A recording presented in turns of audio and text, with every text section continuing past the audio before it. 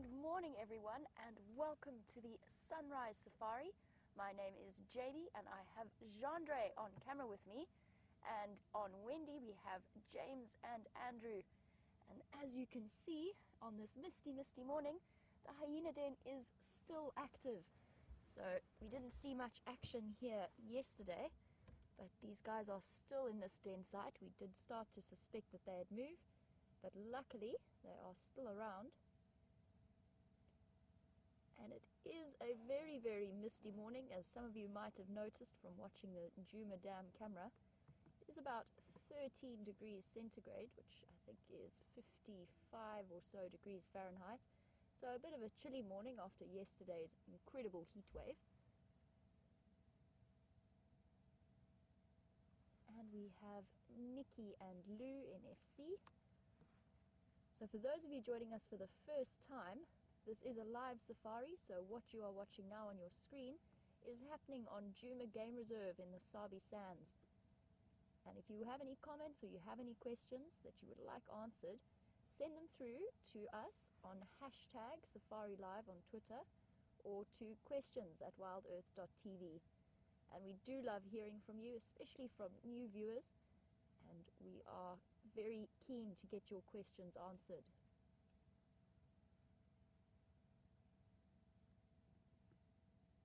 All 4 cubs are out and about this morning. This big female is the one that we think is probably the matriarch of this clan. She's quite easily identifiable by the big scar that's on her back. Aww. And she is the mother of the tiny little cub that's wandering around. The one that is so young still that you can't even see its spots coming through yet.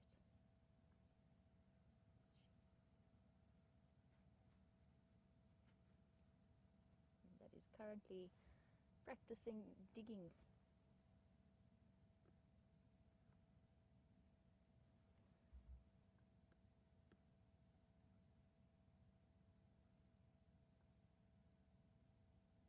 I think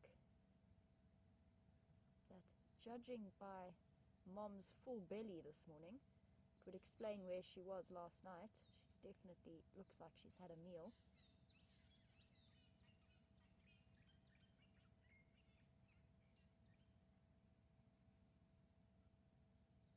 Peekaboo. Hello.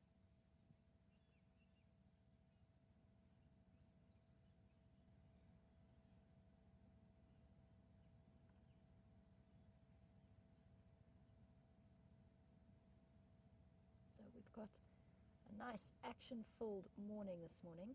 Yesterday afternoon was very quiet. Oh, Mommy's coming to sort things out, make sure that her baby's not too bullied. And there were lions calling apparently last night, so I know that James is on his way to follow up on that. And once we've spent some time here, my plan for the morning is to head across to Arathusa and see if we can follow up on where Shadow and Sindile were last seen.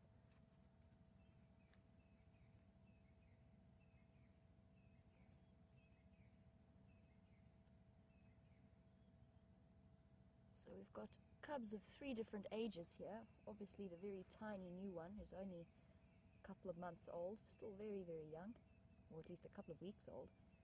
And then we've got the 2 that I like to refer to as the twins, who are around 5 months, and then the slightly older one who's around 7 months.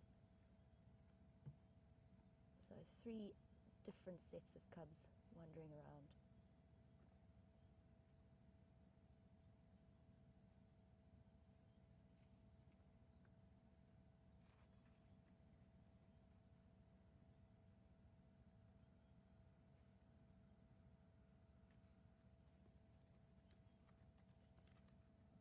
We do suspect that this little cub is a female, and that's judging by her behavior. She is very bold, and the fact that it is just one single cub. It's quite common for, if there's a litter born with 2 females, for one not to survive for too long. And unfortunately it is very difficult to tell physically We're just judging on the behavior at this point. And it's actually amazing. I've never seen such a dark. Hyena cubs are always dark, but the cubs that I've seen at this age, you can usually, even when the sun shines on them, you can start to see the spots coming through.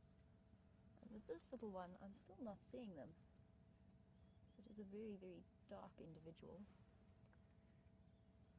And hyena cubs are so much fun. Just before we started this drive, I was actually afraid I was going to have to shout at one of them because he was very curiously approaching to have a little nibble on the car.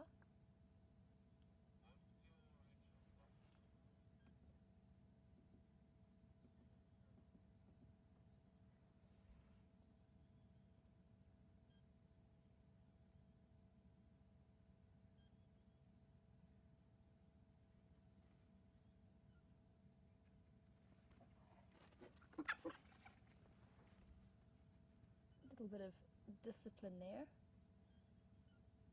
on putting that cub in its place.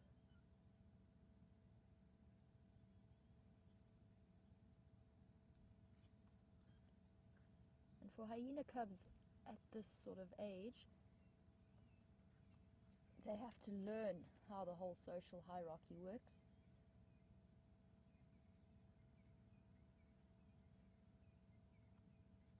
Learning process can sometimes be quite tough.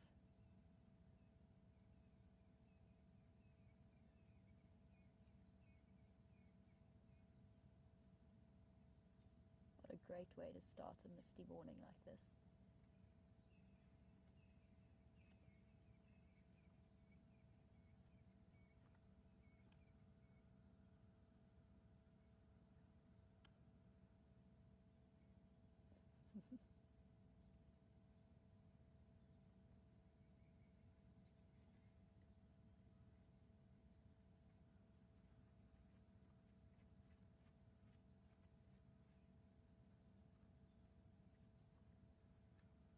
See how incredibly dark that cub is.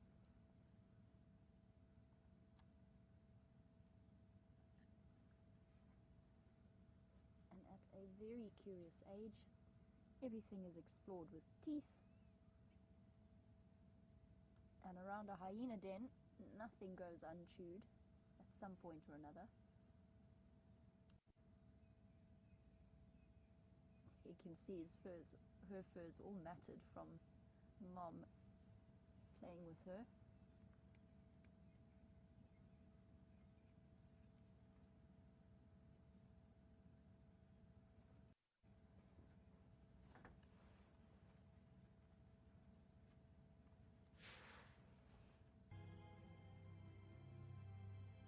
This little one is absolutely adorable, and Michael Miller agrees with me. And Michael, good morning, welcome to the Sunrise Safari.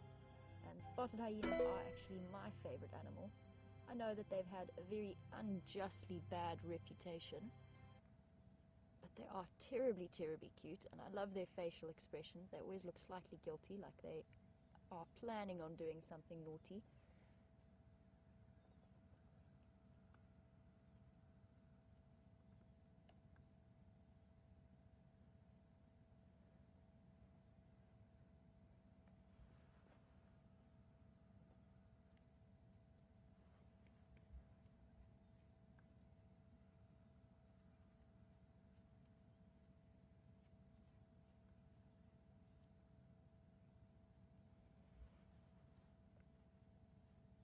So Junebug, you don't need to be embarrassed to ask this, but Junebug would like to know if all hyena cubs have that sort of phallic-like false penis or actual penis in the case of the males.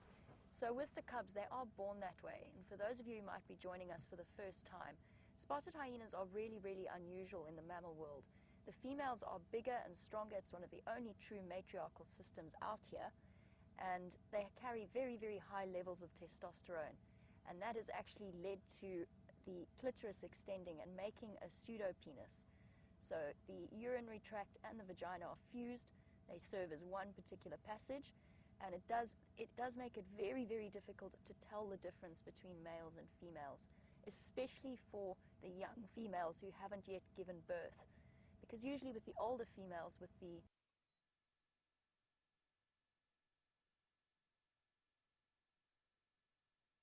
cubs, but they are born that way, with the functioning sort of pseudo-penis for the females or actual penises for the little male cubs.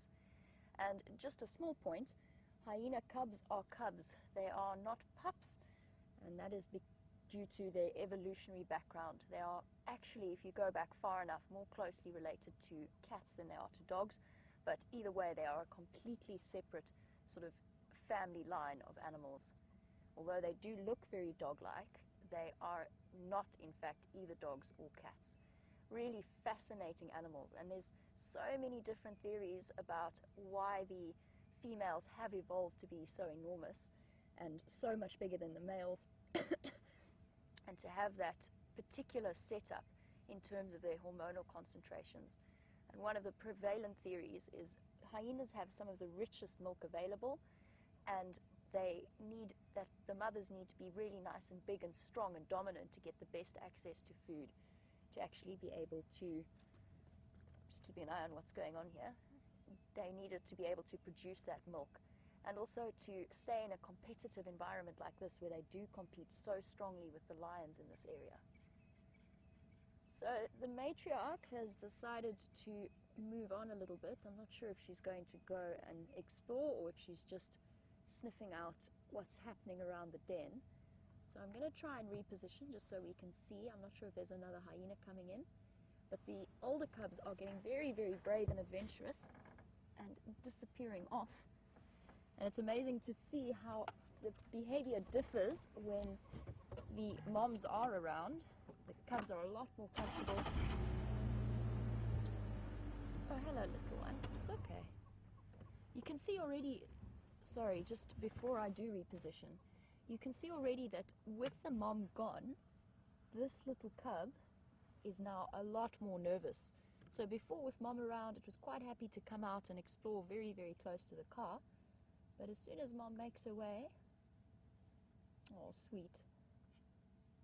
You can almost see her going, Mom, where'd you go? And we do have another vehicle approaching, just so that you guys know. Ah, there we go, Mommy's back. And she did go to see, there is another hyena that's come up to my left here. And is now passing so close to the car that we won't be able to get it. But I think it looks to be the mother of one of the older cubs.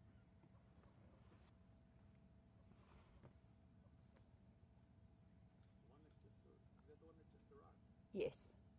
Doesn't even look out of breath. We've just followed it all the way from Gowrie Dam, running the whole way. That's incredible. Doesn't even look like it's breathing heavily. That's incredible. So, guys, one of the other guides, Lee Guttridge, has just been telling me that the hyena who just came in, who is off to my right, we'll try and get a view of her in a moment. She will come back towards the dam. They've just followed that particular female. We haven't seen her yet. She will be around, but she was followed all the way from Gowrie Dam to here, running the entire way, and doesn't even look out of breath or panting or anything like that. And that is one of the magical things about hyenas, is that they are built for a nomadic existence. So you've got those powerful shoulders and that sloping back, and when they move, I've never actually seen, unless they're sort of calm around a den, I've never seen a hyena on the move that is walking. They are always trotting or doing that sort of loping run that they have. And they can keep that up for a very, very long times.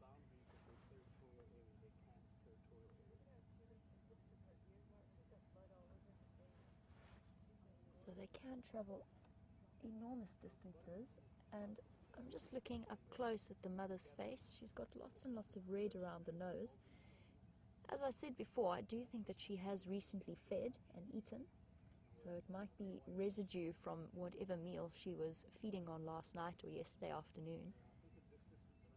Hyenas do tend to not be the cleanest of animals, but that is actually something that makes them completely incredible, because they will be able to eat meat that's been out for a couple of days in the sun that some of the other predators can't really utilize.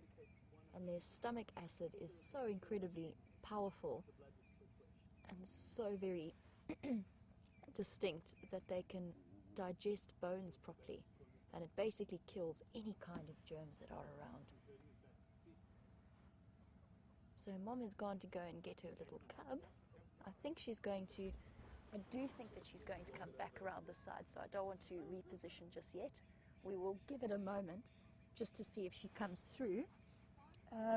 The other female that was here has now disappeared off again, and she's disappeared off in the direction of the older cubs. So I'm sure that she's gone to go and fetch her babies, and I think that is the mother of the twins, so the middle cubs. And I think that she's just gone to go and call them and fetch them. And I'm sure they're just on the other side of this block on Philemon's cut line. So they should be back soon. I'm just waiting to see if Mom is going to come back. No, that one went over that side. It was a smaller hyena than this one. This is a big beast. She's beautiful. Females are much, much bigger. Hard to tell. We looked up the... So guys, we were talking a little bit earlier about the genital setup of the spotted hyena and their incredibly high levels of testosterone.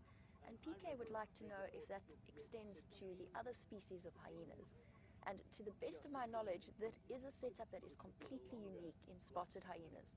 So the brown hyenas and the striped hyena don't have the same high testosterone levels and pseudo-penises in the females. Here we've got a southern yellow-billed hornbill. Because Zazu has a very English accent.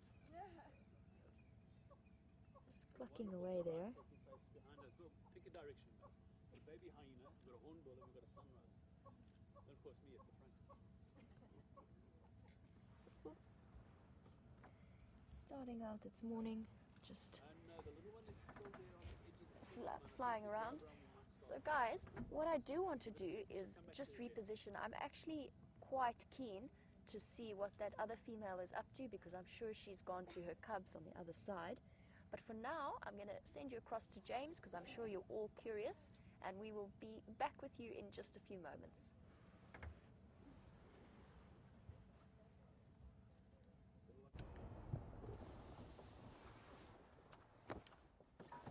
Good morning, everybody.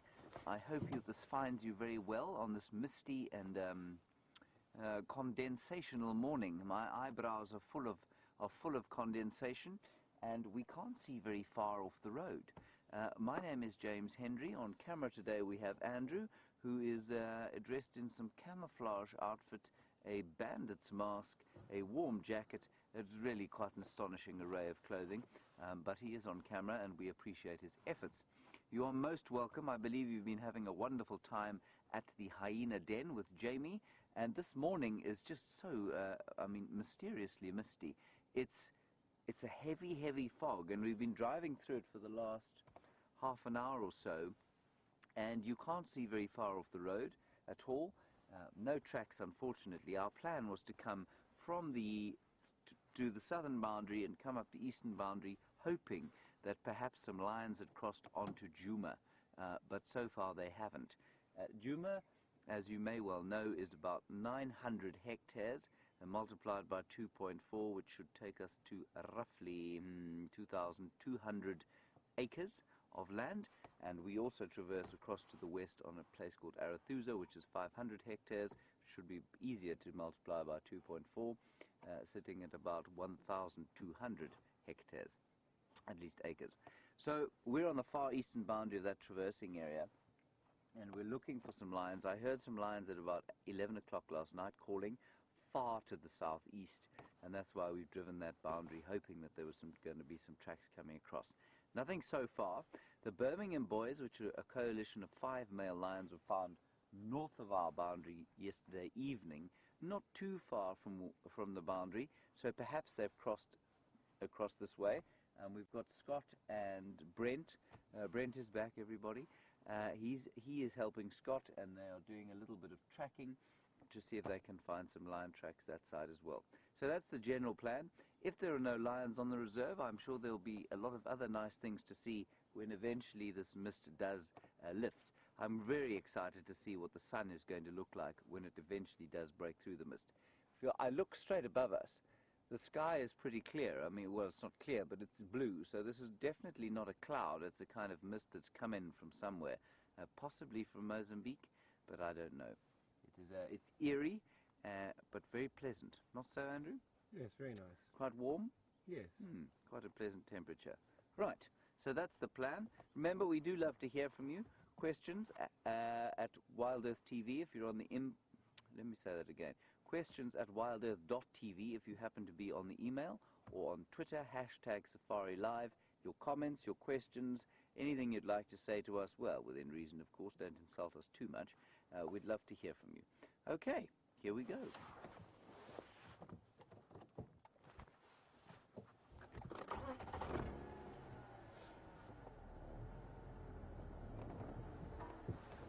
So just to give you an idea of where we are, if you look to the right of your screen, that's where the sun will eventually emerge from, we hope. If it doesn't, we've hit the apocalypse, but I don't think that that's happened. So to the left, of course, is the west, and normally you'd be able to see the mountains of about 150 kilometers to the west of us. At the moment, you can see a couple of combretum trees about 30 meters off to the west of us.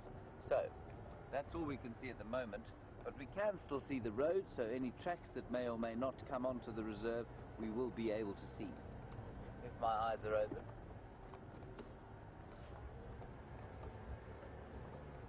We don't often get this kind of mist out here. I mean, more so recently than we have before, I seem to think.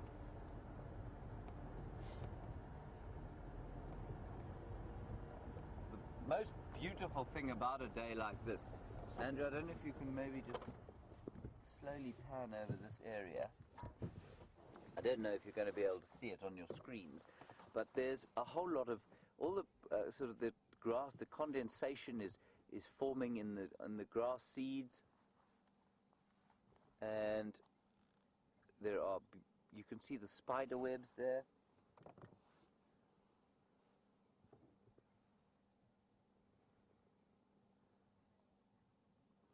There comes the sun.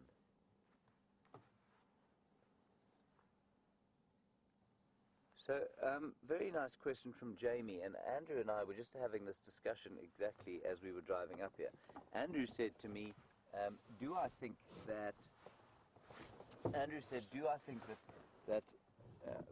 things like leopards and lions are able to see as well in this sort of mist as they would be in the dark? And I don't think they can, because obviously the air is that much thicker and the light's just not penetrating anywhere. And so Jamie wants to know, are predators more nervous in light like this, or basically sitting in a cloud?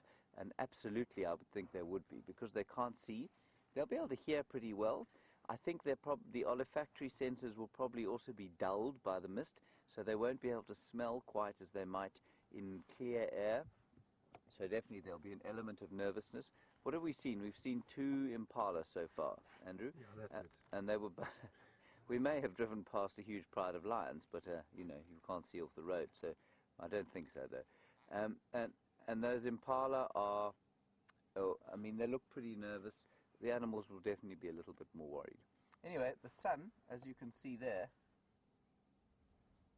is just peeping through the mist, which is very beautiful. Now we're going to continue a little bit way north up the cut line here and keep you posted on what we've seen.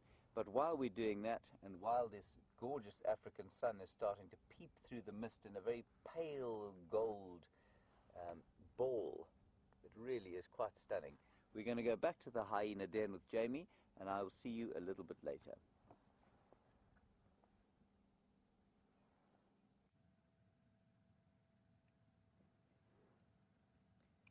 So guys, welcome back. And as you can see, we are still with these hyena at the den, and the little one is still out. The other cubs haven't returned yet. I think that's because Mom is moving around the area, so they're probably with her, playing out on the other side of the road. And if you were watching when Scott had them, they were being hugely entertaining, running around. with Mom trying to herd them back to the den. I imagine that handling some teenage hyena cubs must be quite a full-time job.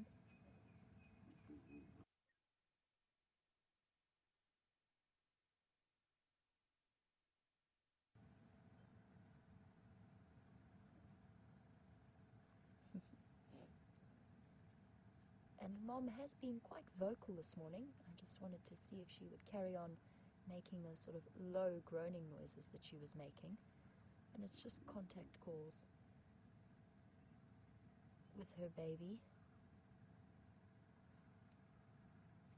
And there you can see that incredibly full belly of hers. She's definitely eaten recently, and all of that red around her face is almost definitely the residue of the meal she had.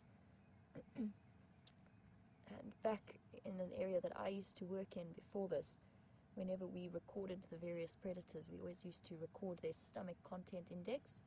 So with 1 being very skinny with a sort of flap of skin, all the way up to 4, which is I've just eaten and my stomach is very distended, and that would definitely classify as a 4. And it's something that we see in all of the predators in this area. They are able to gorge themselves to the extent that it looks very, very uncomfortable and digest it very rapidly. And that's just a good way of making sure you make the most of each meal when you don't necessarily know that where your next one is coming from.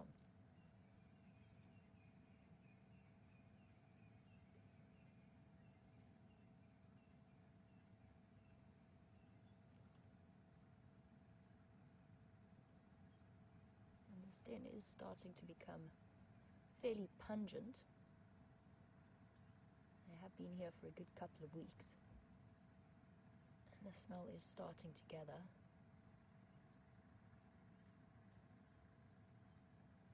And the interesting thing about hyenas is I've never seen them defecate around their den site, so not at the actual den. They will definitely create latrines, so regular marking spots all around the area. And they generally don't urinate in front of the dens either, unless they are feeling very bullied and scared, and then they urinate as a sort of a submissive gesture. So they're not dirty animals, it's just that while they're living here, they're picking up all kinds of parasite buildup and flies, which is why then in the next few weeks they will probably be moving on. Now I would like to see what the other cubs are up to in a moment, so we might loop around and just see what's happening there. I'm just waiting for one of the other game drive vehicles to make its way out of the hyena den area. I'm just checking around to see if there's any other hyenas coming through. It was, while you guys were with James, there was one female who sort of came trotting through, and there wasn't much in the way of greeting. She just kind of skirted around and then set off again. And we've actually got one coming through now. Thank you, Gendre, well spotted.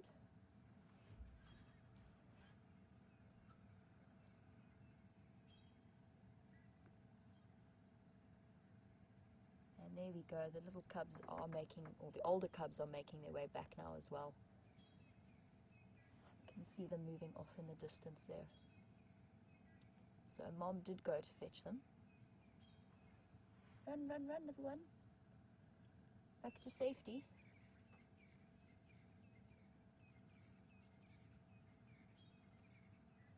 And at this sort of age, they will start venturing further and further from the den. They'll still be completely reliant, and they will hide there whenever Mom is not around. But they do get braver and braver and start exploring. And they start to be weaned anywhere from 12 months to a year and a half, so 18 months.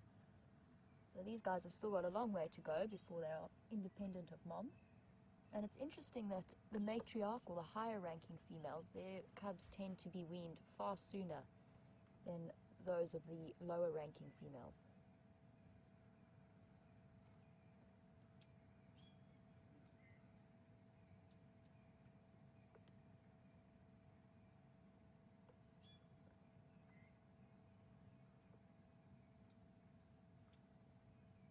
And the reason behind that is probably because the matriarch and the higher ranking females have the best access to the food.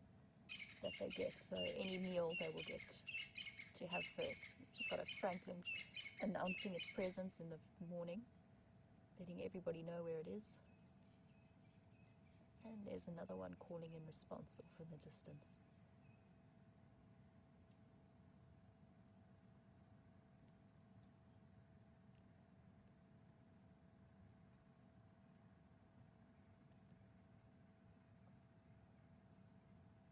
So once again, I'm going to reposition, especially because Mom is so tucked away behind that particular bush.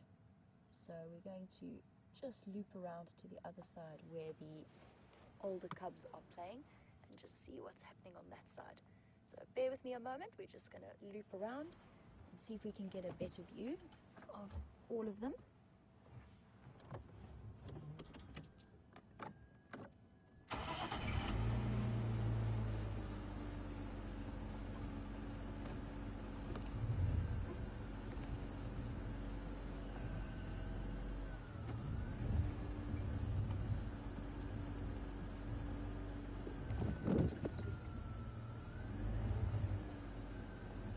So guys, while I reposition, I'm going to send you back across to James to show you the sun starting to creep out from behind the mist, and I will be back with you as soon as I've worked my way back around the other side of the den.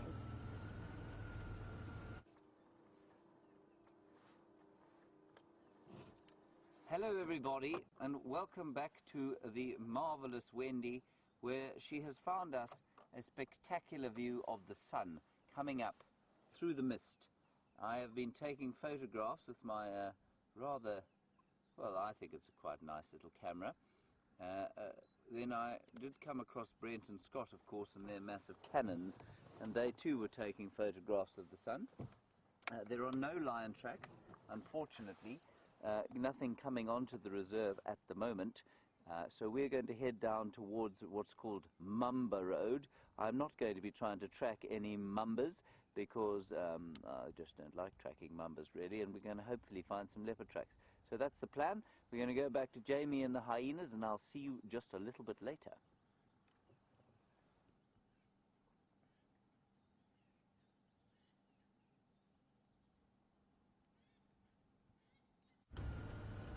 So guys, welcome back.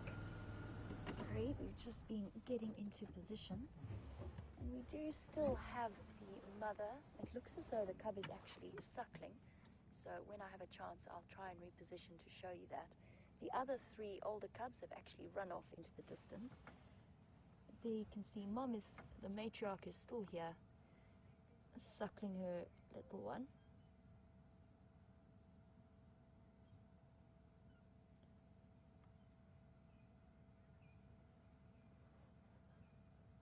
And she is looking very contented with life.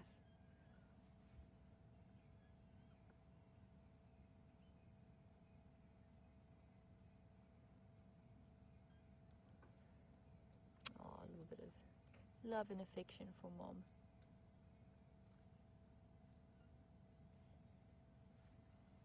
And if this is a female cub, she will grow up and stay in this clan. It's very, very unusual.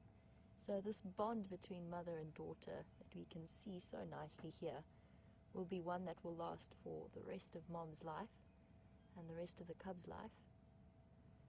They do stay very close together. For a male cub, he will start to move off and look for different mating opportunities when he's about 2 years old. So not the same for a male, but for females that bond is absolutely crucial to their survival.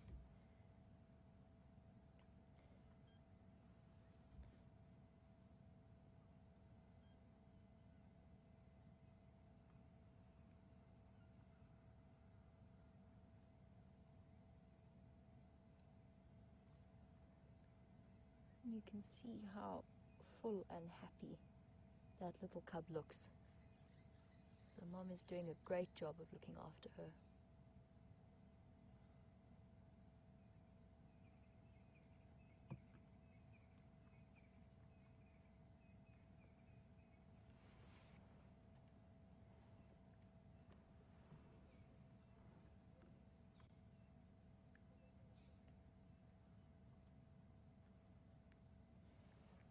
That's very, very cute, just teething.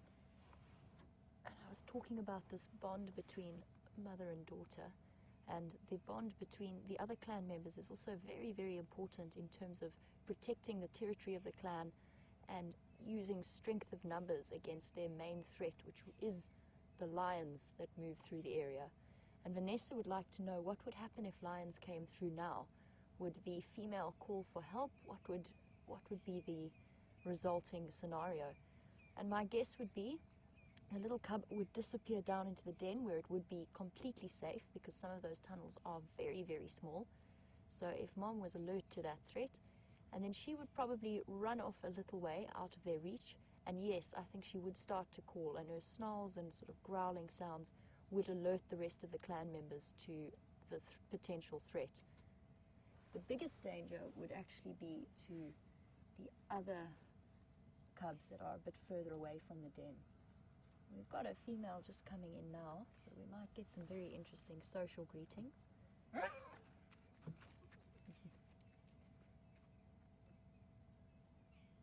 that was interesting.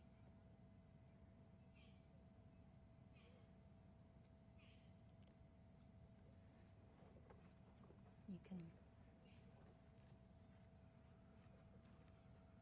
see how that particular interaction was actually almost initiated by the cub. The cub jumped forward a little bit, and mom then immediately perked up in case this other female was going to get too close to her baby. So definitely a subordinate, and interestingly didn't even go up to this female to greet her.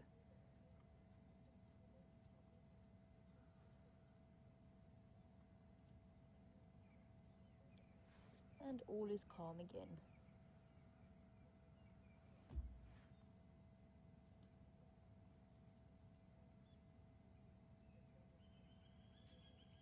So as I was chatting about just before that other female came to this den, so if a lion came through, this little cub would be safe, and she would definitely alert the other clan members to the threat around the den site. But the other older cubs who are out and about running around would be the ones that are the most threatened. They'd have to race back to the safety of the den. And a small number of hyenas, I think I've only seen 3 of the adults moving around this morning. So a small number like this would not be able to intimidate or chase off an entire lion pride. So the safest solution is for the cubs to go into the den and for the adults to run out of the lion's reach. He's just looked up at a starling. Unfortunately, we can't see it. It's just moved behind the termite mound. But that starling did attract her attention. And she's decided that the most comfortable place to be is sort of half resting on mom's shoulders. Just gives her that extra boost so she can chew that log that is sticking up.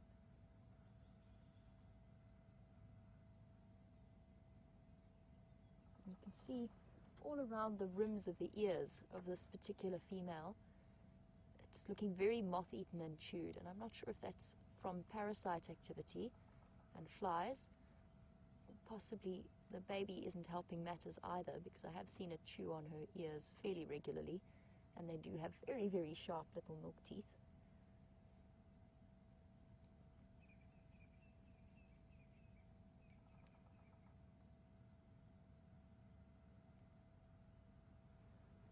There you can see the edges are quite raw.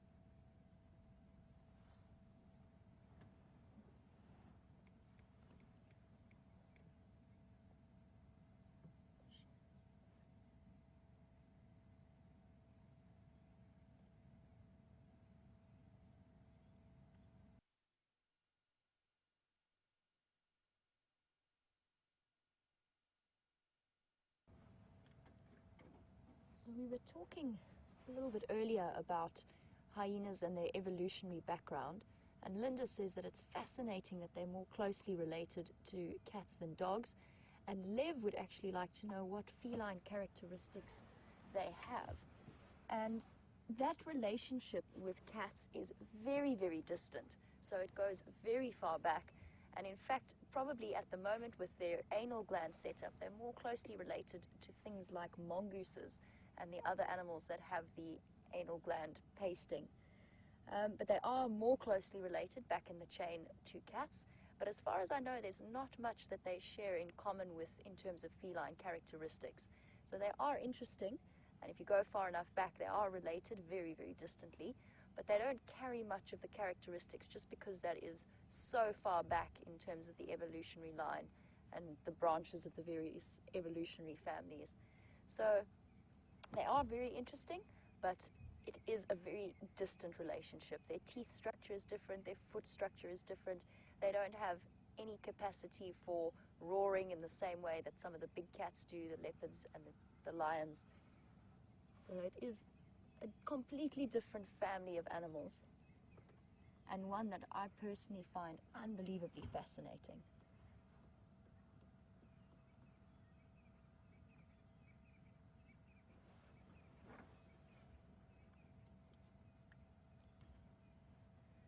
There's also a question about whether or not the genitals sort themselves out when the cubs are older, and that was also from Lev.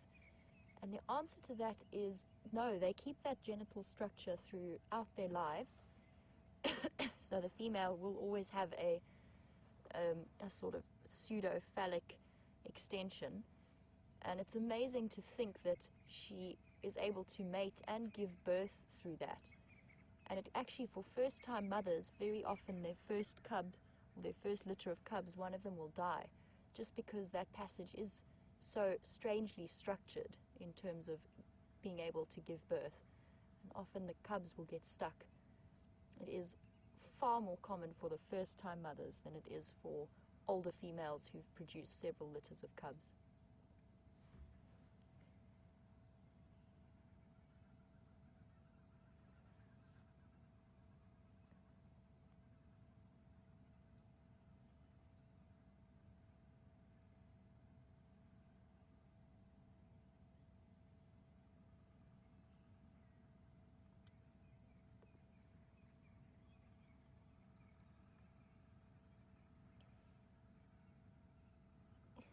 Little cub is coming out to peek at what's happening in this world.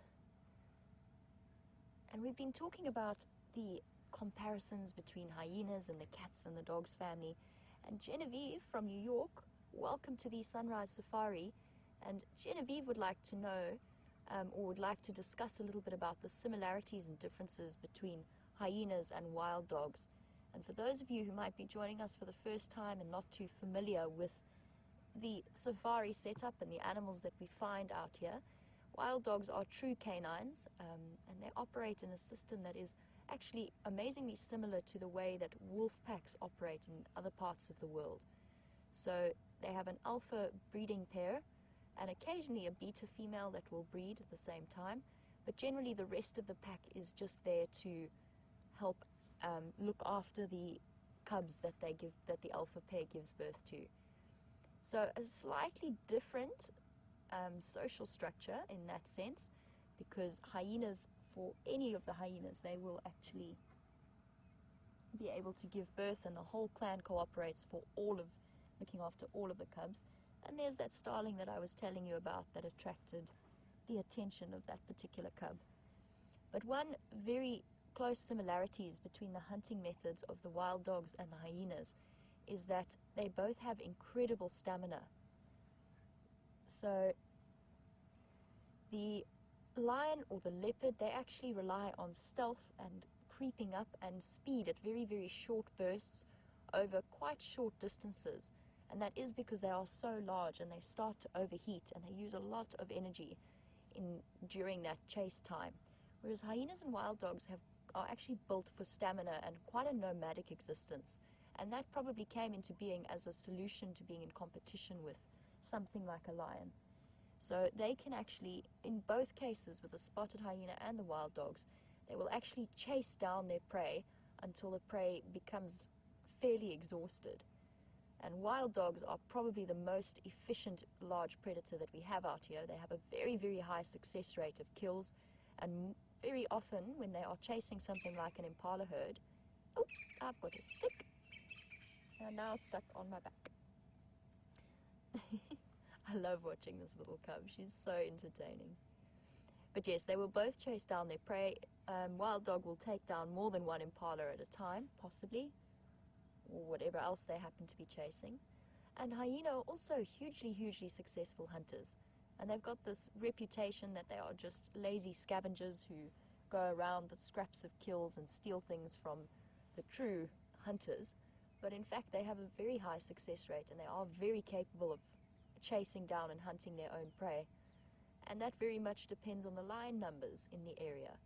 So if there aren't that many lions making regular kills, then it forces the hyena to hunt for itself, and they can do it very, very effectively.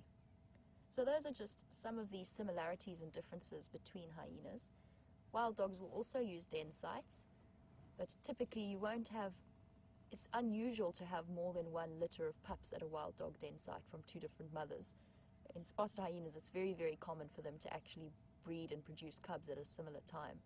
I know that there is one wild dog pack in the area. I'm not sure exactly where, but it's a pack that is denning and has actually produced 2 litters of pups from different mothers, but that is quite an unusual situation.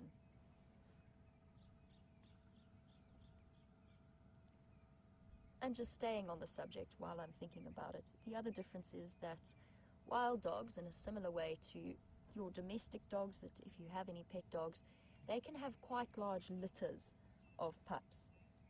So they can produce up between, I think the maximum that was ever produced was somewhere around 13 or 15. I can't remember the exact number, but it was a lot.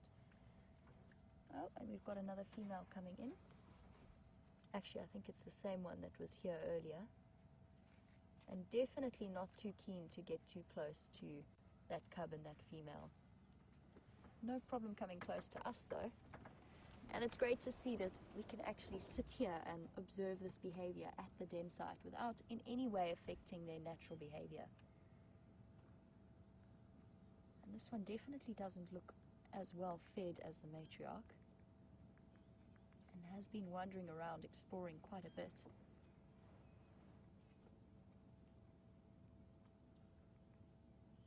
And is quite clearly not too keen to directly approach the large female and her cub.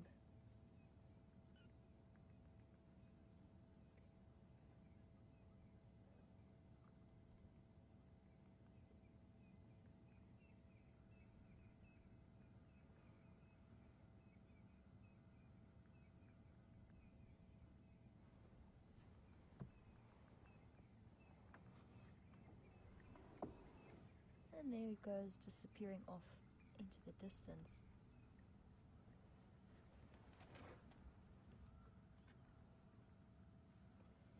We were just watching that little interaction just to see what would happen, and I was talking a little bit about the cooperative breeding and the fact that spotted hyenas, it's very common for them to have more than one litter of cubs, and Pretty Nightmare would like to know if this female would protect the other cubs in the same way that she would protect her own, or in any way actually. And that depends on the type of threat. So she would definitely favor her cub over any of the other cubs in terms of interactions between other hyenas. But if it was a threat, something like a lion coming through or a leopard, she would definitely be very aggressive and very defensive. And that is not necessarily her protecting the cubs per se, so much as just protecting the clan as a whole and dealing with threats. And this other hyena has come back again, but still very, very reluctant to approach. So I'm not sure of the exact dynamic here. Whoopsie daisy. Nice try, but not quite able to jump over Mom's back yet. And you can see that that little cub is curious about the other individual. and does want to know what's going on, but not quite brave enough to directly approach without mom. But it's that kind of behavior that's led us to conclude that this is a female and that her mother is very high-ranking, if not the matriarch, just because they inherit their mother's status. And they can be little princesses when they want to be.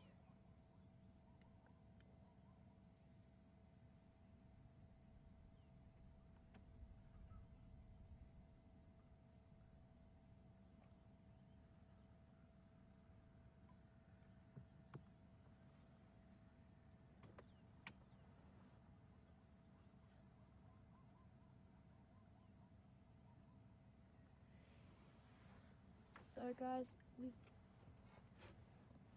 I just want to stop for a moment and listen. I do hear some zebra alarm calls off in the distance.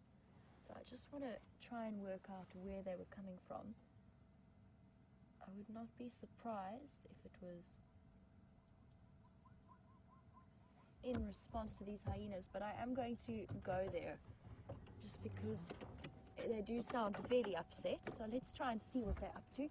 Could be something exciting, could be in response to the hyenas.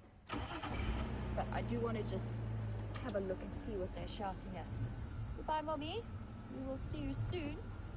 I know that you guys still have some really, really interesting questions about hyena dynamics, and I promise that I'll get back to them when I can. I do just want to focus on what's happening on the other side of this block.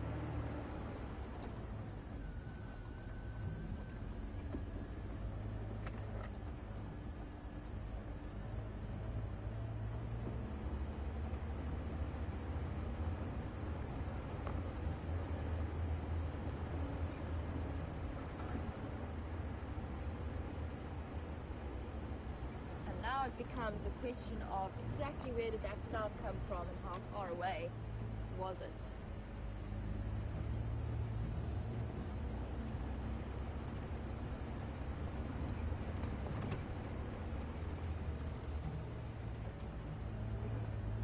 And on cold, misty mornings, well, it's not misty anymore actually, the mist has cleared up, but on cool mornings the sound does travel much further.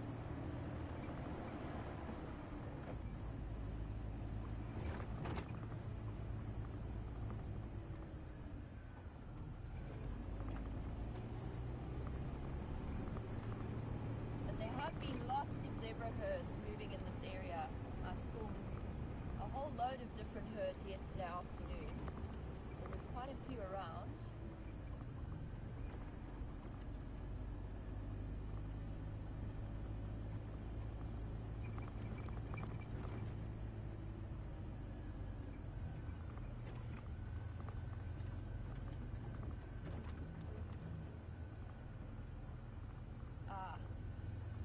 We have the culprits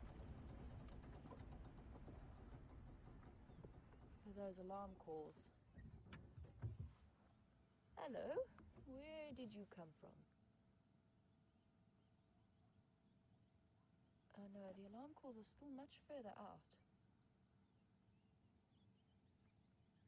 I'm still hearing them off in the distance, but we have got this. This looks like the oldest cub of the litter. Very, very cute, off exploring, starting to get very brave, quite far from the den. And it's got to be careful about wandering around on its own. He's coming.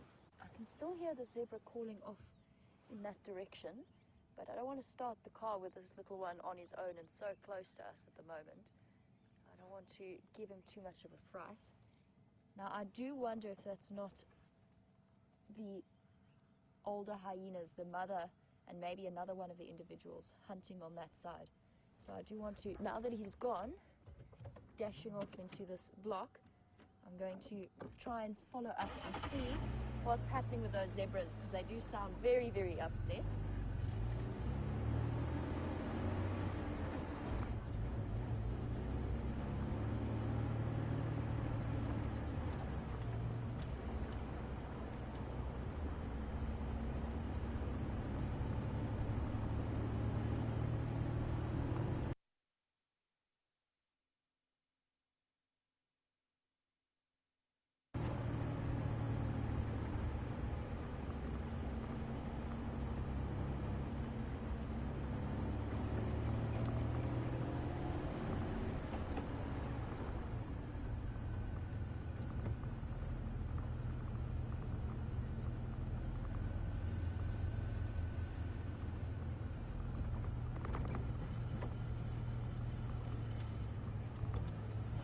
guys, unfortunately, I can't actually call in what's happening on my game drive radio because it seems to be struggling to work this morning.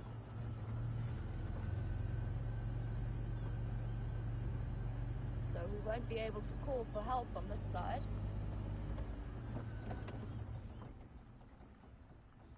So I just want to stop and listen again.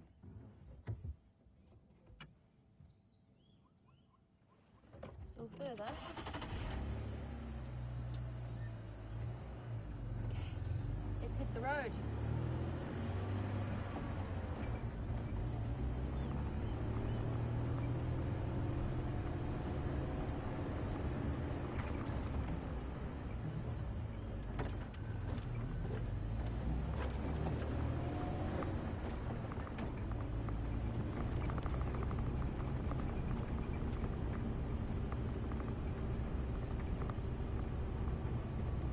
So guys, while we follow up on the source of this zebra's concern, Jamie would like to know what age the hyenas will start getting prey for themselves. And it's a difficult one. They will be, as I said, fully weaned at around 12 months to 18 months. And they will be sort of fully independent at around 2 years and a little bit older.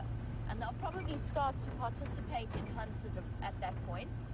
And their instincts will also probably kick in. So if they're presented with an opportunity to take down something small like a steenbok or something along those lines, then they might start hunting around then.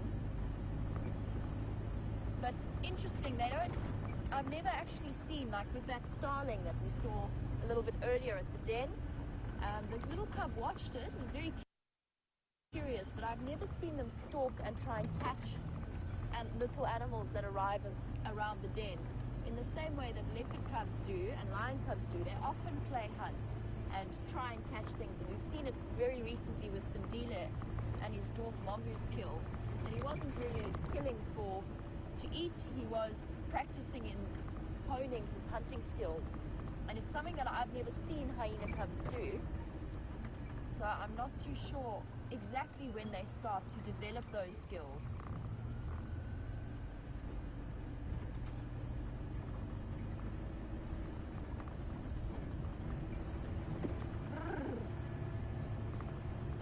Going fast.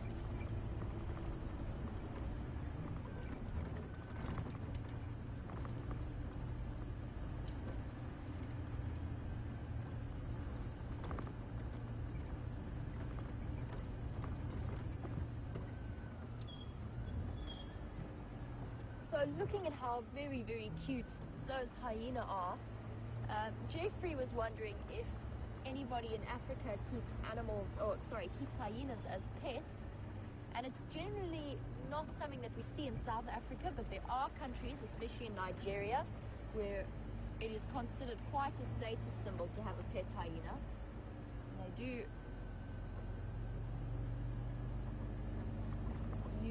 And they do use them as pets. I will say that this is not a good thing. This is not something we want to encourage.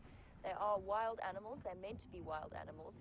And apart from the fact that it is unbelievably unfair to keep one as a pet when they are clearly such social animals, they're also, if we look at our cats and our dogs, domestic pets, that's happened over years and years of domestication. You cannot simply take something like a hyena out of the wild and domesticate it and expect it to be totally comfortable with human presence. So not something we would encourage, but it is something that does unfortunately happen. But I strongly disagree with that practice. I'm just listening. It all seems to have gone very, very quiet.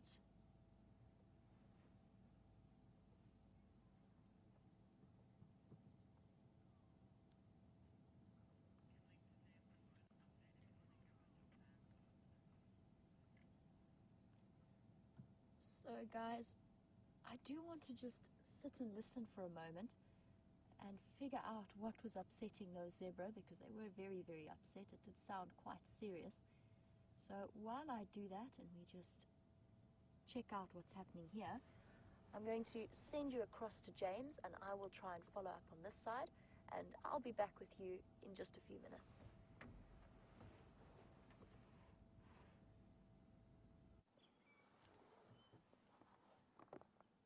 Hello everybody, welcome back to Wendy, where we have found a nyala in the mist. Not quite a gorilla in the mist, but still. It's continued to stay this kind of eerie, misty. This mist has enveloped just about everything around here, and I said I thought it would have lifted by 7:30, and Andrew sort of looked at me as though I'd stepped from a piece of cheese, as if to say, no, it won't lift by then, and sure as nuts, it hasn't. So we've been driving around trying desperately to find something in the way of tracks to follow. We have found nothing, but it has been very pleasurable driving through this sort of eerie landscape. What I'm going to do is just pop a little bit forward. That nyala has disappeared now down towards the drainage line. I'm just going to drive a little bit forward here, and you'll have a look at the sun, and you'll get an idea for how sort of eerie the whole atmosphere is. And as Andrew just said to me, the birds have just started to sort of call now, and he feels like the morning's just starting now, and I think that's a pretty good point. So we'll stop up here, and we'll try and have a listen to what's going on too. Is that right, Andrew? Yes, that's perfect. So I'm going to be quiet for a few seconds, and let's just try and get a handle on some of the sounds that are coming out of this misty morning.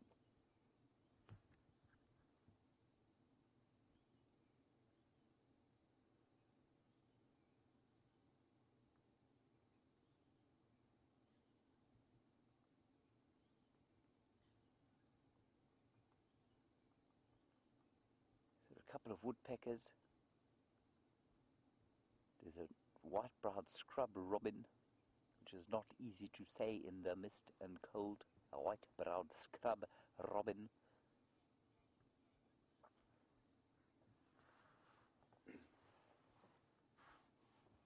And just you can see that beautiful shot of the way the mist has condensed into the spider webs of the tropical tent web spider and is shining with that lovely pale lemon gold light that's coming out of the east.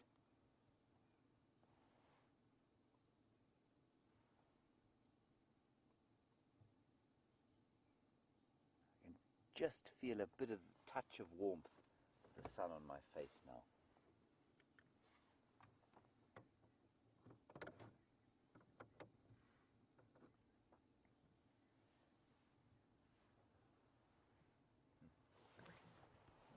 Comment from Mary in Boston, who says that the blue mist we're having this morning is from the blue moon that is going to come this evening. Well, Mary, perhaps you're correct. It's just actually starting to lift as we speak. And if you look around, I mean, you can't do it, but when I look straight above me, the sky is almost completely clear now. It's beautiful blue, lovely pale sort of blue. So the mist is burning away, and hopefully with it my inability to find animals. We're going to pop a little bit forward now and see what else we can find in the mist. Go ahead, Jamie.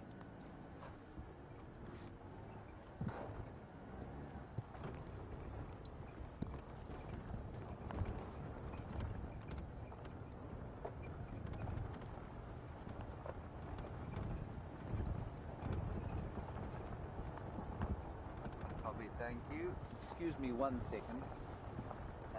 Just check. There's a little box there with a switch in it that maybe is the problem.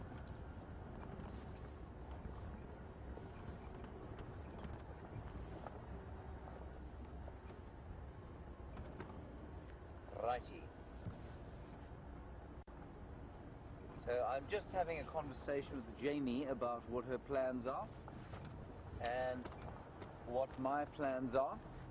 She originally was going to go across to Arathusa to see what was going on there, and that's why we are in the far east now.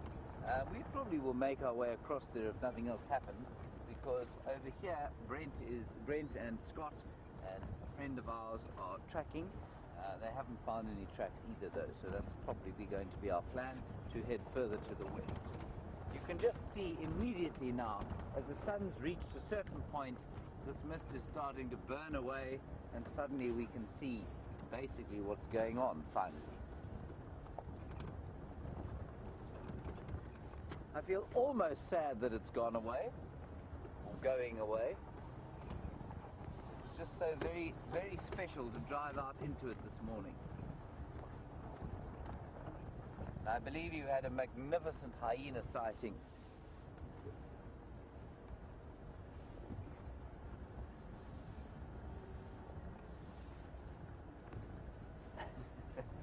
So that you can see now is not in fact some kind of exotic animal that has landed on the camera, but it is Andrew's finger, and he is just unavoidably having to wipe away some of the mist that is condensed on the lens.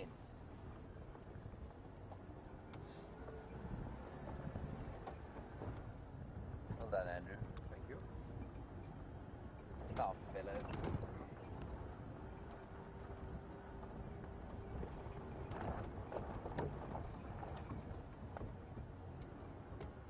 Couple of Franklins calling up ahead. I feel my luck changing.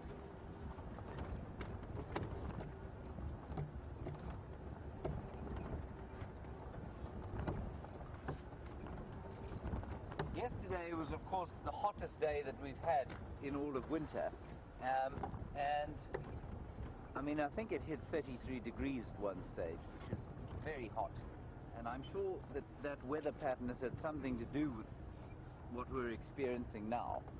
And the sun certainly feels very warm now that it's burst through the mist.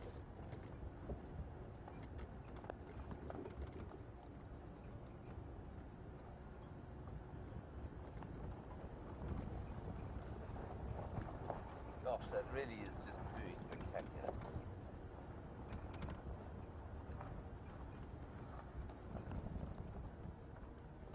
Mist, of course, is an amazingly important thing in, it's totally unrelated to this area, but in Namibia, I'm just reminded of it. In the Namib Desert, close to the coast, a huge mist comes in off the cold Atlantic every day. And a lot of the animals actually depend on it to survive, especially something called a tenebrionid beetle. And this rather clever little beetle points his back up into the mist every morning, and as the sun comes out, the mist condenses on his back, and his carapace is specifically designed so that droplets of water fall over the back of his neck and into his mouth. It's an astonishing use of the mist, and an amazing adaptation to desert living. And there are lots and lots of animals that survive with that coastal mist in the Namib, which is the world's most ancient desert, of course.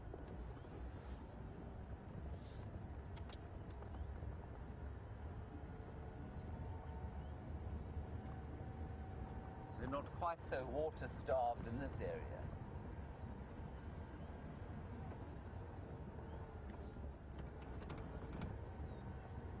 We've driven this road once today already, not while you were with us, and there are lots and lots of civet tracks on the road, and I have yet to see a civet here. A civet, for those of you who don't know, is it's part of the family Viveridae, with the genets. They're quite closely related to the mongoose, although the families have now been separated. And they're active at night. They look like raccoons, really, I suppose, sort of fluffy cat-like raccoons. And there are civet tracks every single morning on just about all the roads here, and I've yet to see one. So I think I'm going to have to come and do a nighttime exploration at some stage. Where I used to work at a place called Ngala, just up the road, we'd see them every night. And here they seem to be a lot more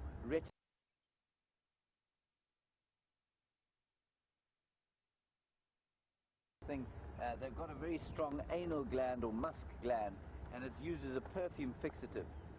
I imagine trying to extract the perfume fixative from a civet must have been very unpleasant for the civet, first of all, but also extremely unpleasant for the person who had to do it.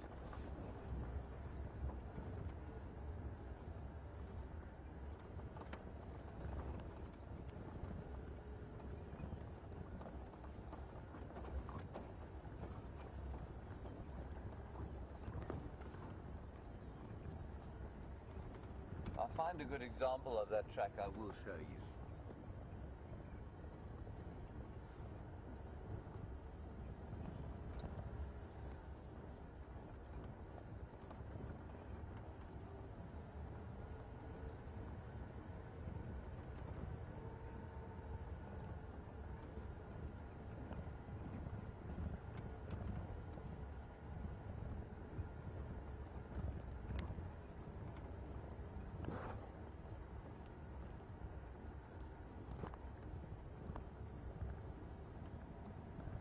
Nice question from Les in Brooklyn. So you've all been watching the hyenas with Jamie. Wonderful sighting. I believe you have. Lev, sorry, in Boston, not Les. And you've had a wonderful sighting of the hyenas. A few days ago we saw the wild dogs, and they have a den not too far south of here, with I think it's almost 12 puppies, which is wonderful. And of course, so they're different kinds of predators, and they all belong to different families. And Lev basically wants to know how it all fits together, especially with regard to jackals. And it's not as complicated as it might seem. We've got, in the major predators, there are 3 families. The one family is the Felidae, those are the cats. The second family is the Canidae, which are the dogs. And the third one, of course, is the Hyenidae, and unsurprisingly, that contains the, Andrew? Hyenas. That's correct. Well done. Genius is our Andrew. So, and in the Felidae, we have the leopard and the lion and the cheetah, of course. And in the Canidae, we have the dogs, which are the wild dogs. And in the same family as the wild dogs, we have the jackals. Now, by same family, that doesn't mean that they're that closely related that they could interbreed, for example. So they're not the same genus, but they're definitely in the same family, and that's the same family that contains the wolves, probably the coyotes, I think, if I'm not mistaken. And those are the canids, or dogs, and the domestic dogs. And then the Hyenidae, which contains the what, Andrew? Hyenas. That's correct. The hyenas, which are in the Hyenidae, the 2 representatives here in this reserve, and that's of course the spotted hyena and the brown hyena. Brown hyena very, very rarely seen, and that's how it works, Lev. So the 3 major families of carnivores. There are some others. They're the snakes, not the snakes, the mongoose, which sometimes eat snakes. The Hesperidae, and the genets and civets in the Viveridae, and then we've of course got the polecats, which looks like a skunk, and the badgers in the Mustelidae. And that's pretty much all of the carnivores that we get here.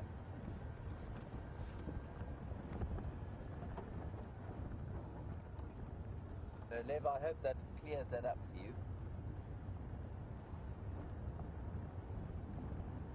So the only 2 dogs, the only 2 canids that we get here are the wild dogs and the jackals. Two species of jackals, side-striped and black-backed jackal.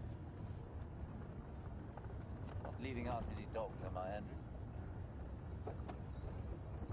Just seen something relatively interesting. It's not going to blow your mind, I don't think, but it is quite interesting, I think.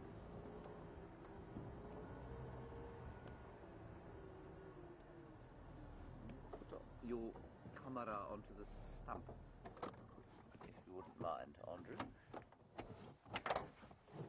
You also need to remind me to unplug myself, otherwise I shall break a second earpiece in short rift. Okay.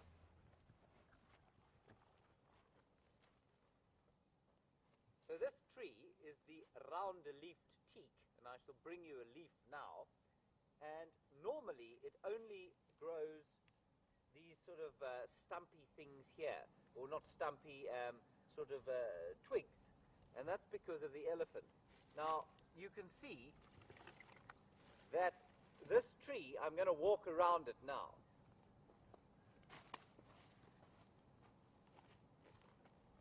That's one plant, all the way around where I walked, and it's one individual that I suspect it's growing on what used to be a fence line here, and I suspect it grew big while there was a fence here, and as soon as the fence dropped and the elephants came out of the Kruger National Park, they would have eaten it.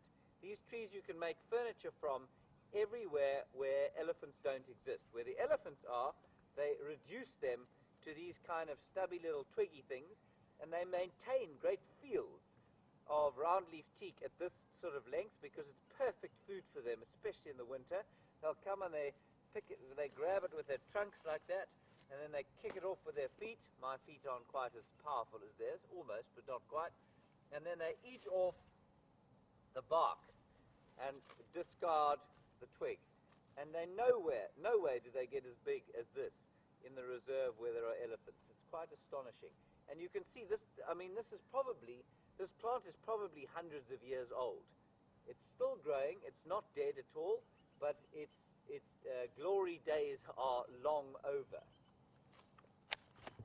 So that's the roundleaf teak, Pterocarpus rotundifolius. Andrew, I told you it'd be quite interesting, didn't I? It wasn't astonishing, though, was it? It wasn't a lion kill. No, no. But we may do with what we can.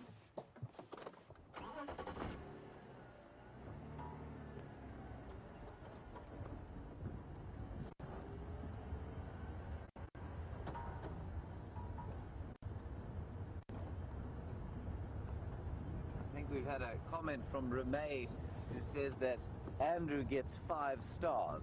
I'm not sure out of how many stars that is. 5 out of 5, Jamesy.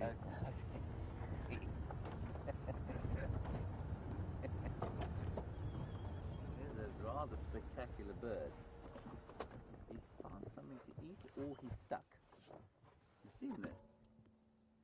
There's a white-crowned shrike. There's another one there. Look at that. I think what we have going on there is a sort of pre-spring mating ritual. Have you got a decent picture then? Yes, very good.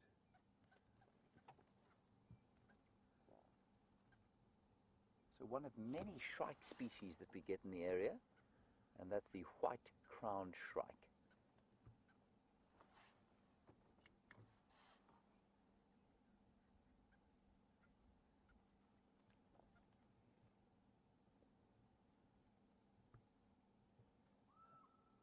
Oh, did you hear that? Beautiful call of the African fish eagle. That will make Nikki Austin very happy.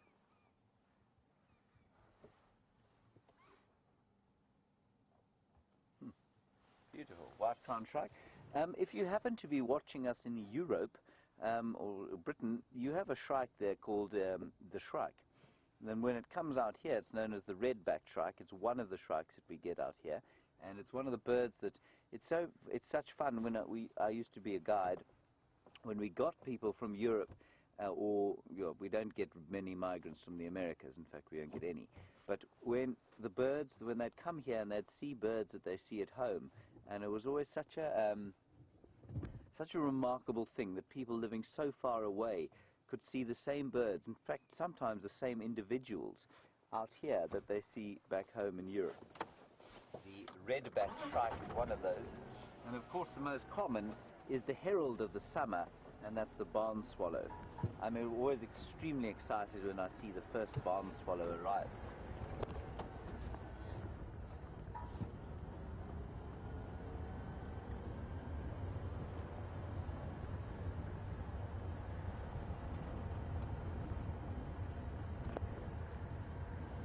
Right, we're going to pop across to Jamie. She's got some painted horses, which are always good to see. Apparently they were alarm calling earlier, so we'll go across and just find out from her what they were shouting about, and I'll see you a little bit later.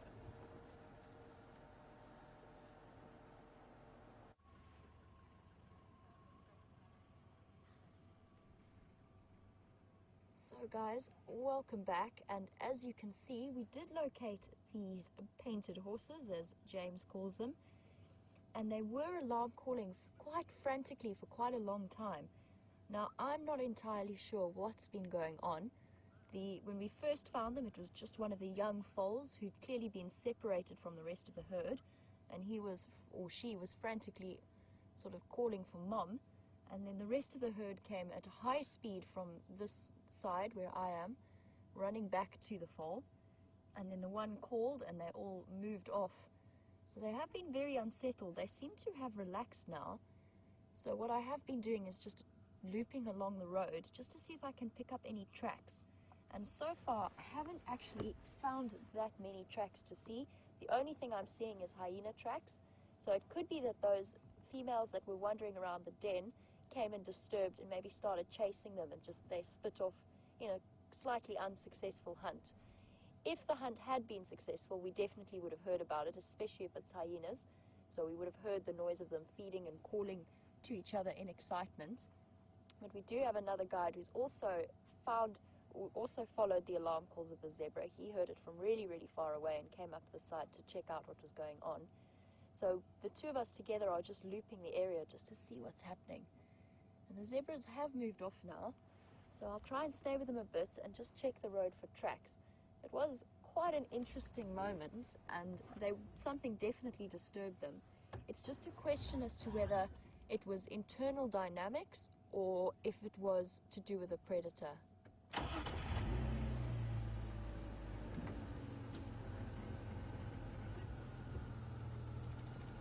So whilst one vehicle goes one way, I'm probably going to go in another way, in the opposite direction, and see if we can pick up what these guys were up to.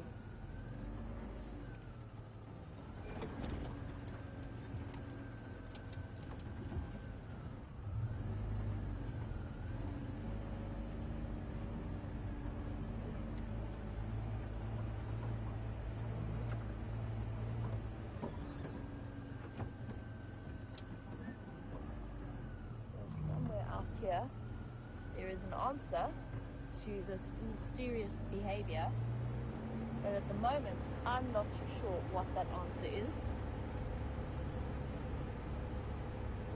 And for those of you who are regular viewers, you were sort of exposed to some of the darker sides of zebra behavior last week when the stallion attacked that little foal.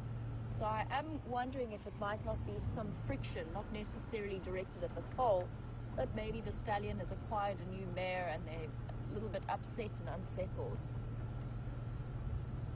That's also a possibility in terms of explaining that behavior. But both myself and the other guide are completely stumped. We can't work this out yet.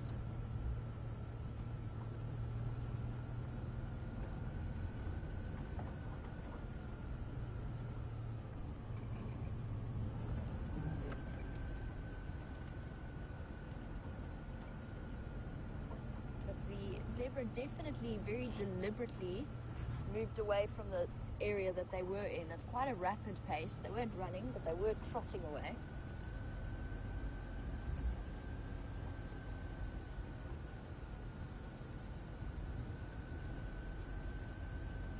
I have seen zebra on the flip side of that dark behavior that we saw with that zebra foal about a week ago or more than a week ago. On the flip side, I've seen zebra be incredibly courageous and defensive of their families. And I've seen stallions repeatedly try and charge a group of hyenas that had killed one of the foals from his herd. So they can be very, very brave and very defensive.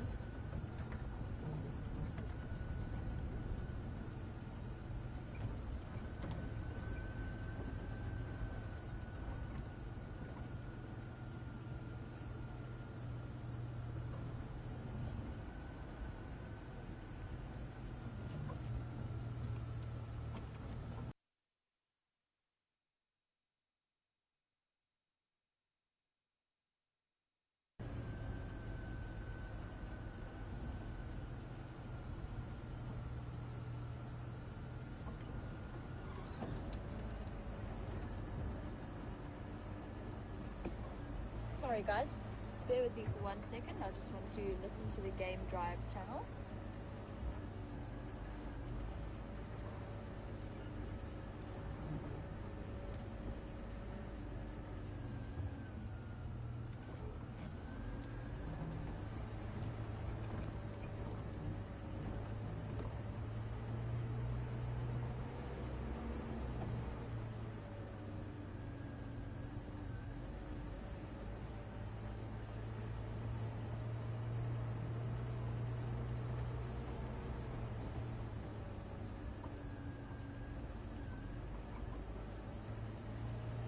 Scott, just to let you know, I'm on Rebecca's and I'm following up on Impala Plains. We followed up on some zebra alarm calls. We found the zebra, but we can't quite work out what they were shouting at.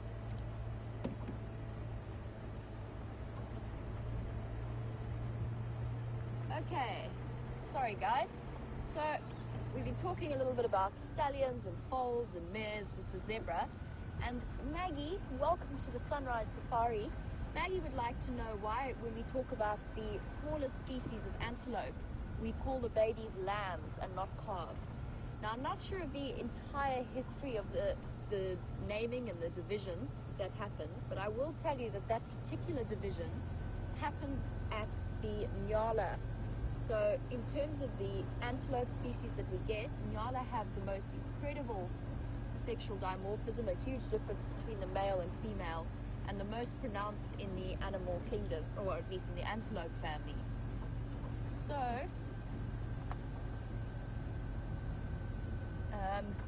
So this is where the division happens. Anything bigger than a Nyala bull, so the male, is known as a bull or a cow, and then their babies are called calves. Whereas with the smaller antelope, so from an Nyala female, ewe, the males are called rams, females are called ewes, and Nyala and babies are called lambs. Now, I'm not sure of the history behind that, but it is just a distinction that happens based on size, to the best of my knowledge. And I did spend quite a long and probably pedantic time discussing what you would call a baby in Nyala. Is it a lamb or is it a calf? Because that's where the split happens. And I think the conclusion, if you ever see them, is that they are lambs. They are so very cute and tiny, and they actually kind of bleat in a way that's very similar to lambs. But that's the division, and it is based on size, so I hope that clears up your question, Maggie. I'm afraid I can't tell you anything more about the history of it and why it came to be distinguished like that.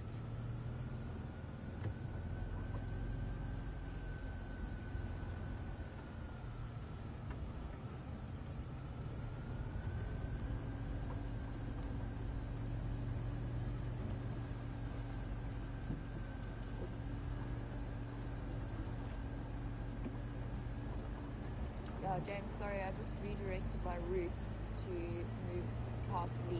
I'll loop around and back up again onto Impala Plains.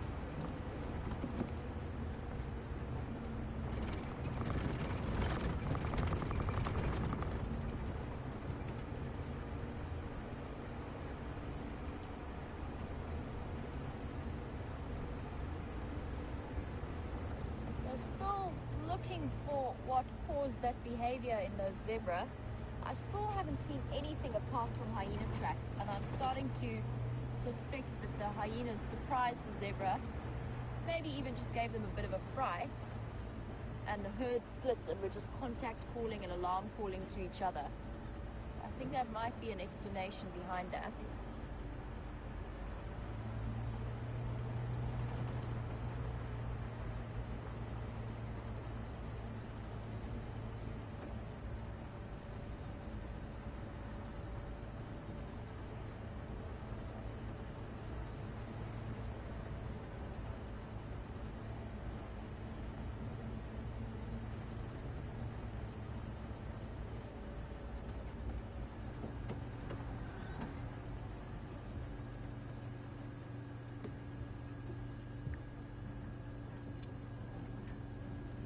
So while we do think that the hyenas are the culprit of what caused those zebra to alarm call like that, Lucy from South Bend tells me that she's learned so much from sitting and watching the hyenas as much as we have, and they've become one of her favorite animals, and I'm in total agreement with you there. They are totally fascinating, really interesting to watch. And Lucy says that she's learned a great deal from our drives, and that is one of the main purposes of these drives that we do, is to be able to teach you guys and be able to share this incredible place with you.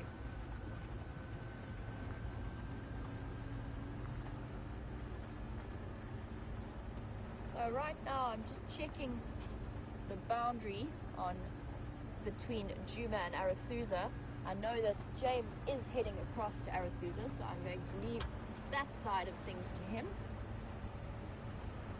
I'm still waiting to see what all of that noise was about.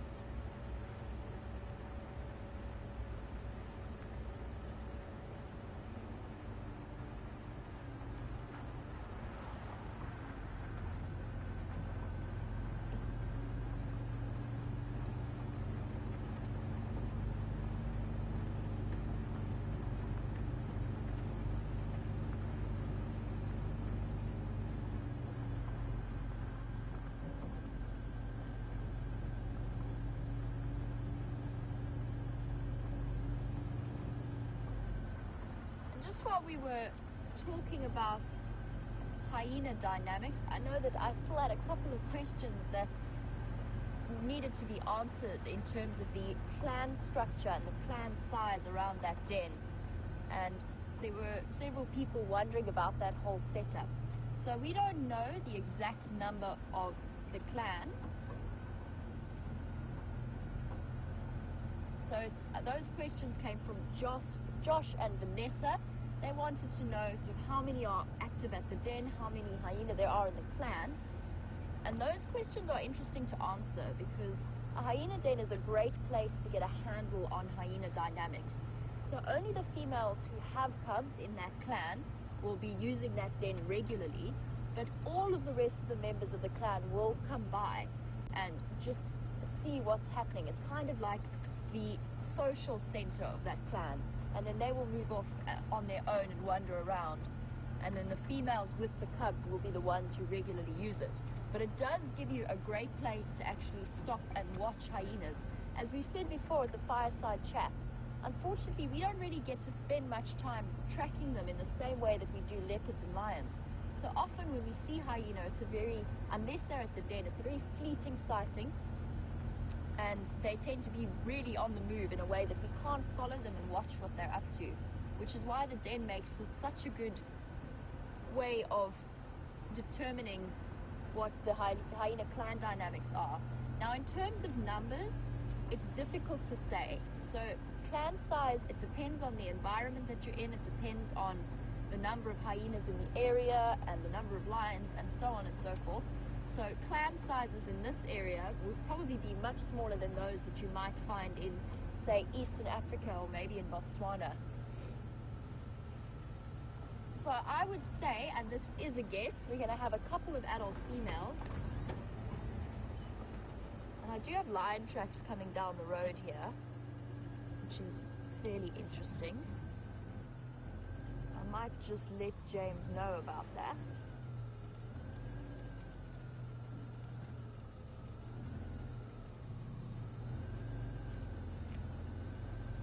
So at some point we'll contact James and let him know that these tracks are moving south. I'm sure if he picked them up at the junction, he would know about it, but let me just get hold of him quickly. Somebody's busy talking on the Arathusa channel. But the problem with tracks on this road is that it's so busy. So the tracks often get obliterated fairly quickly by the traffic moving up and down this road. Anyway, sorry, so hyena numbers, just to finish off that train of thought. Hyena numbers, I'm guessing maybe 4 or 5 big females, so the 3 mothers and some others, and then some nomadic males. So clans will always have males that come and go and generally stick with one clan for a little bit, and then a couple of sub-adults who are starting to move around and about. So that puts us at maybe 10 or 11 individuals in that clan. It could be even higher.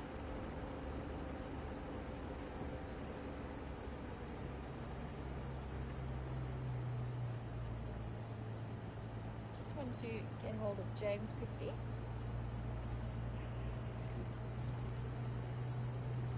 James for Jamie. Yeah, just to let you know, I picked up on some Ngalo and Konzo They're mobile south down the Triple M boundary. I'm not sure if you picked them up on that junction there.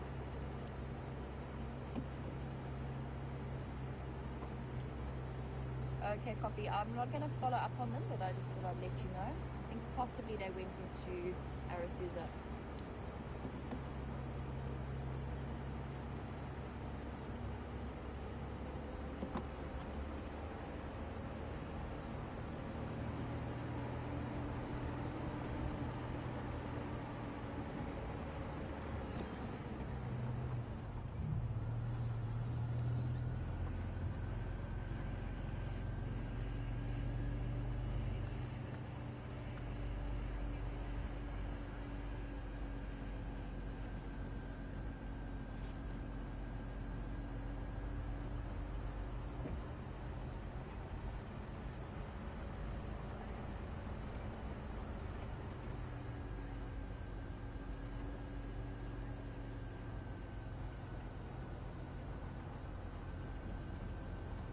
And still on the subject of hyena dynamics, Brian, welcome to our live safaris. Welcome to this particular sunrise safari.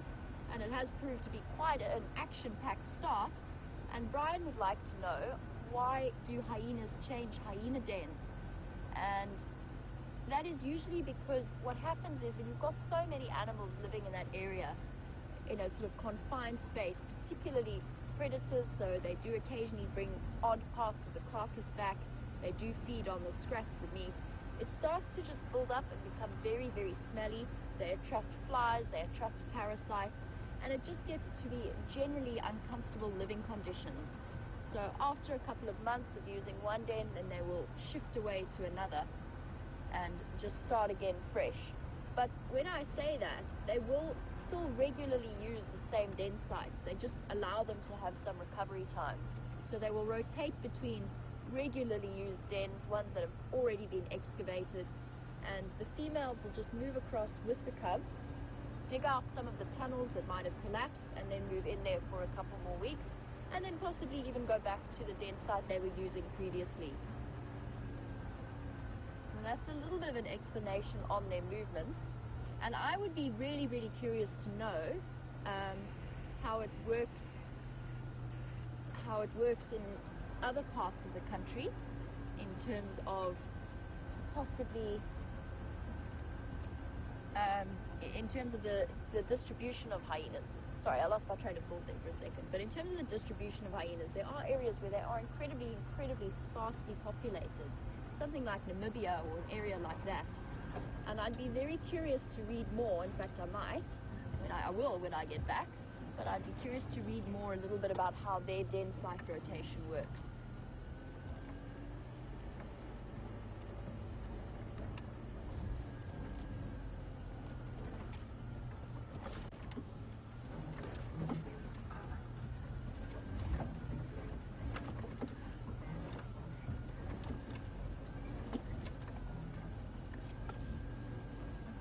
Guys, while I explore what happened with the zebra, because it's still a mystery and I'm really, really curious about what was going on, I'm sure that you've been curious about what James has been up to and whether or not he picked up on those lion tracks that I alerted him to. So, for now, I'm going to send you back across to James and I will catch up with you just a little bit later.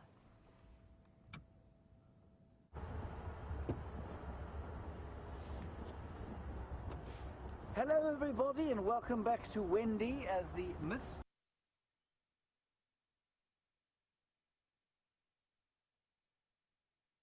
shine and the temperature is improving markedly. I've come across to the far west now, trying to cross onto Arethusa, and we did have one or two lion tracks here on this main road. I'm not sure where they've gone. And my plan at the moment is to just try and re-find them and see if they went east, which is that way, we can't go there, or west, where we can go.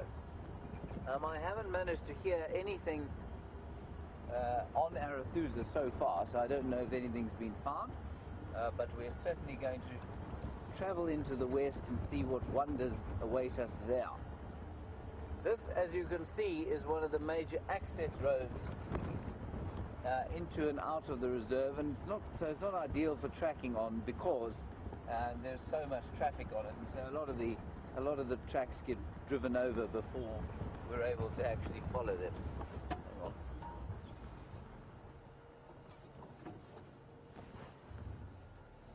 So I'm just looking on the ground here, obviously.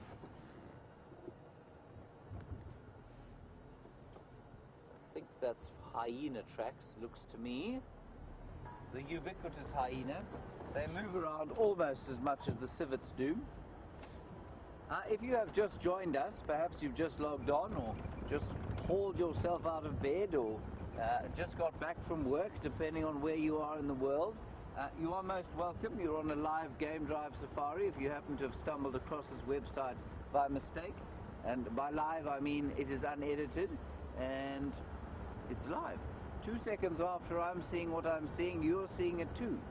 And we're here in the Kruger National Park on a little piece of privately owned reserve called the Sabi Sands. It's not that little, it's about 60,000 hectares. And that's where we are now. And we're trying to find some lion tracks. I haven't seen lions for about a week now. And so I'd be quite happy to see some lions. No, I'm talking rubbish. I saw lions 3 days ago, and I'd like to see some more now. So there were some reports. Jamie said she saw some lion tracks around this area, so I'm just going to see if I can find them.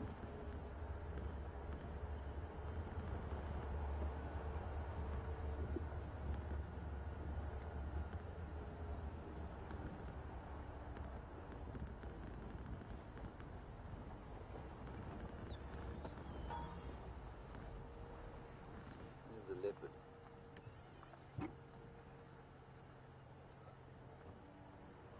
So, very nice question from Anushka.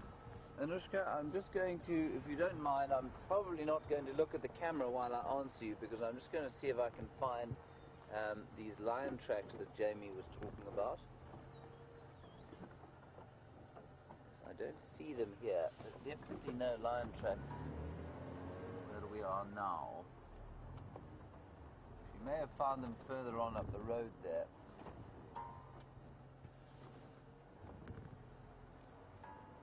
Anyway, right, Anushka, very nice question. You want to know, when the fences were taken down,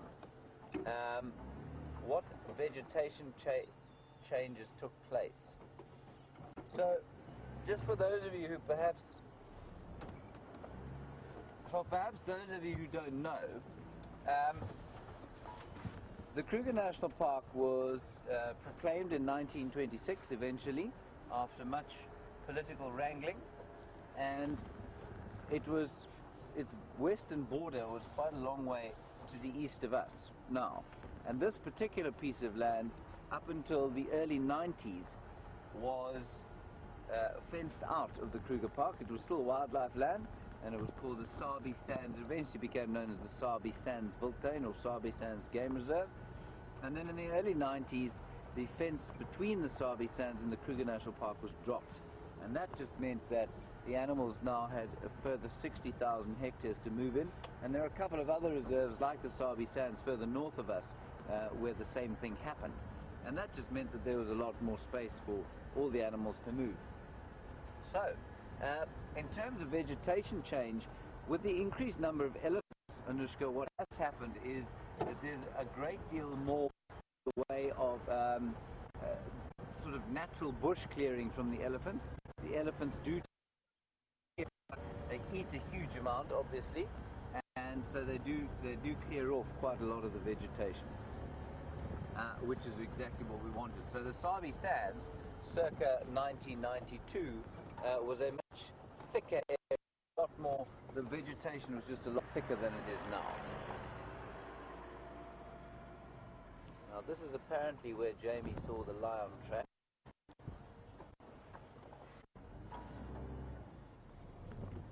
But I ain't seeing them here. Anyway, we'll head in here.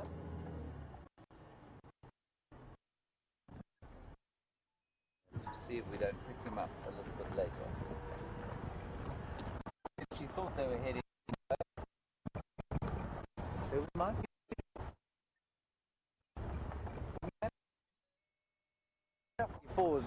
I think 1992 is when the fence came down between here and the Sabi Sands. The other thing that then happened was that in the 2000s, or mid noughties, as they say. Sorry about our signal.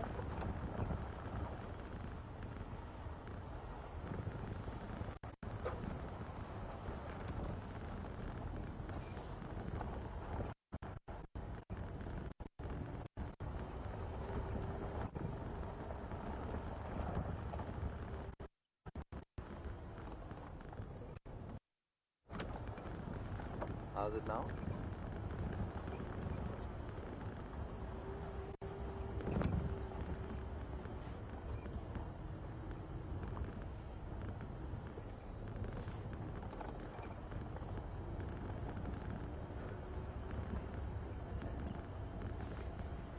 Okay, I think we're back more stably now. So as I was waffling away about how in the sort of mid-noughties, as they say, the Greater Limpopo Transfrontier Park then was proclaimed, and what that is a trans-border park, or peace park as they call them, which extends into Mozambique and in north into Zimbabwe. So it covers 3 borders, and the Kruger Park is part of that now. So a huge area. Big changes in wildlife in the last 2 decades or so, and big changes in the space that they have to move in southern Africa down here.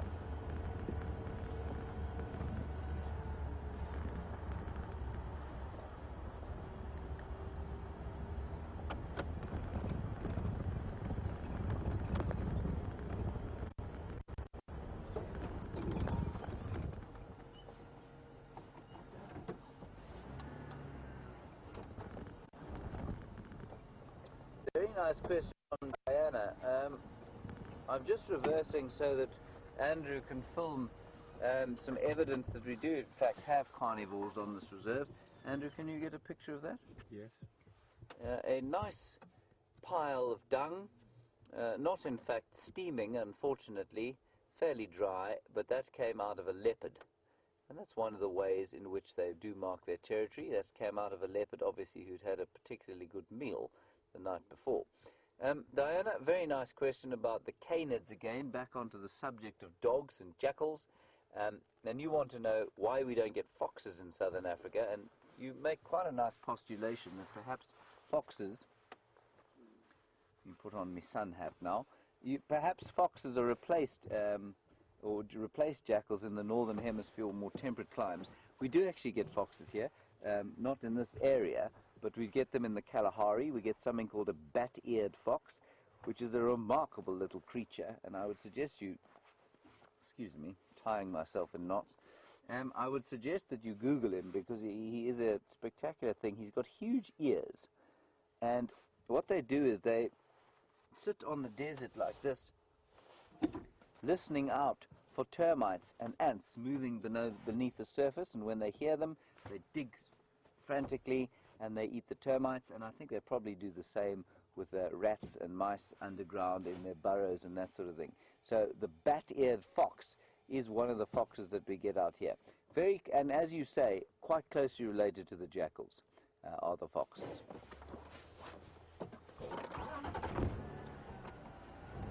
So that, I'm afraid the leopard that made that dung is long gone from here. There are tracks on the road here, but they're been driven over a few times, I'm afraid.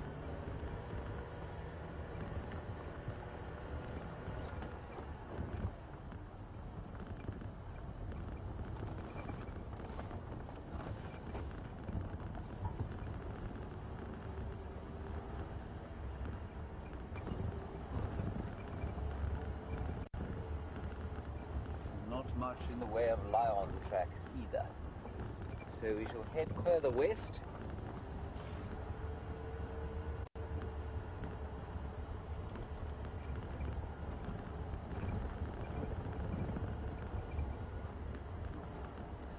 Nice question from Anna Marie, why are we looking for lions?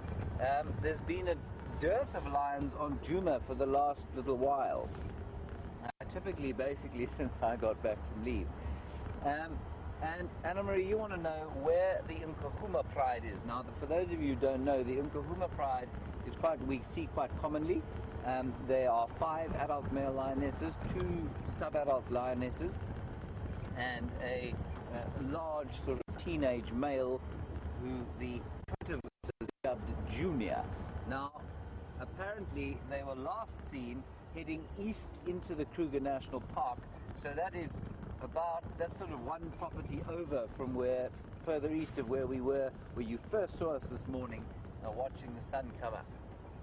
And that's why I went out there today, hoping that perhaps they'd cross back onto Djuma, because this Djuma does kind of form the central part of their territory, but they haven't, I'm afraid.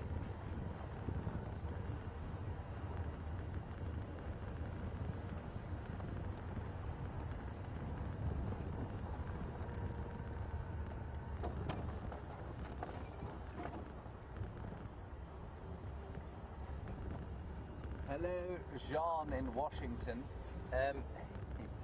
I used the term this morning, and I'm not sure in what context I used it. I used the term sure as nuts, and it is in fact a real term. I have checked it, but I'm not sure what its origins are, and so I will try and find out at some stage during the day what the origins of the term sure as nuts are. I think I've used it for many years now. I'm not sure where I learned it though. Probably from my parents. I quite like it. It's sure as nuts. Sounds very definite, don't you think, Andrew? No one. Sure as nuts.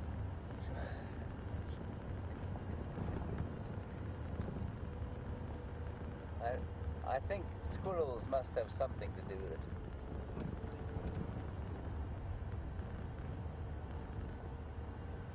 There, we finally have a mammal. Look at that, Andrew. Whoop, whoop. Some impala. Oh, wonderful.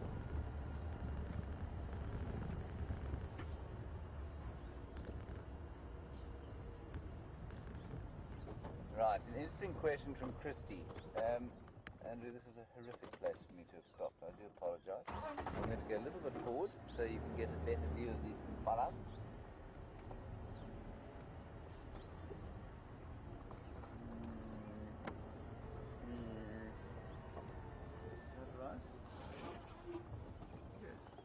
Right. So, Christy, you want to know, is a bat-eared fox the same as a flying fox? Christy, no, they are not the same at all. A flying fox is, as far as I understand it, is one of those sort of winged, not winged, but mammals that has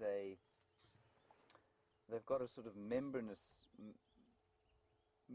piece of skin that extends between the fore and hind feet that allows them to glide. And they're more actually probably closely related to squirrels than they are to foxes. I think they're just called flying foxes, if I'm not mistaken. And I think you find them in South America, I think that's where they're found. A bat-eared fox, were you to throw it from a tree, would land with a rather dull thud on the floor. Unable to fly is the bat-eared fox. So the ears are purely used for hearing, as opposed to the flying fox has got a very kind of a thin membrane between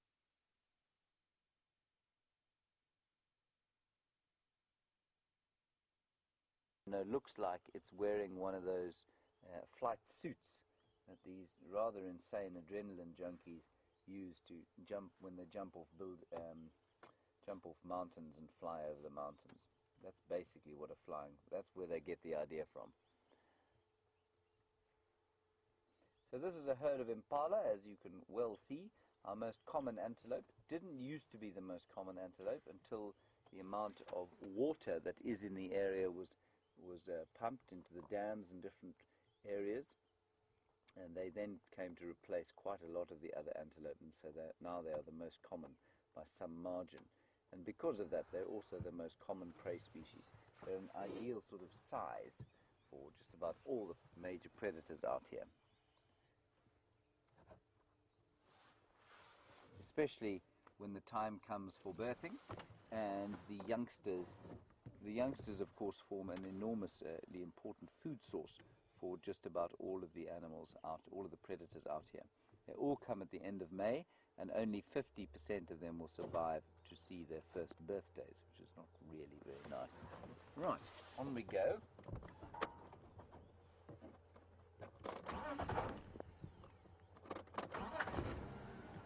Right, now before I carry on, I'm going to ask Dr. Debbie's question here with a book. Dr. Debbie, the term antelope and gazelle is quite an interesting one. And what are they? Are they related? Are they not related? Dr. Debbie, they are absolutely related. And I'm just going to get the taxonomic chart out here, which is going to help me to not tell a lie to you. So, they are all part, I'm not going to show you the chart because it'll be too small. You'll need something akin to a telescope to read it. They are all part of the order that contains the ruminants, the Ruminantia, okay? And the antelope and buffalo form part of a family called the Bovidae, and in that we have the basically all of the kudu, nyala, bushbuck, sitatunga, eland, and in the other one, in the bovines, we have the buffalo and I think possibly the wildebeest. No, the wildebeest is also in a different one. Then there's a separate subfamily, it's all quite complicated, called the Antilopinae, and they contain the hartebeest, the wildebeest, and the sables, and the reedbuck, and that sort of thing. And then I'm just going to try and find the only gazelle that we have in southern Africa is the springbok, and they are part of the same family, but they're a different tribe basically, or different tribe or subfamily. So the gazelles are a different tribe or subfamily of the order Ruminantiae. Yes, that is correct. Yeah. So it's all quite complicated, but that's basically what it is. So they're not quite the same as an antelope, but at the same time, strictly speaking, a sable is not strictly speaking an antelope. These things are not strictly antelope biologically, but we refer to them as antelope. I suppose a better term for all of them would be an ungulate. That would be a better term for all of the herbivores that we get out here. So it's not quite as simple as you might think. The biologists and the sort of armchair naturalists often refer to things very differently.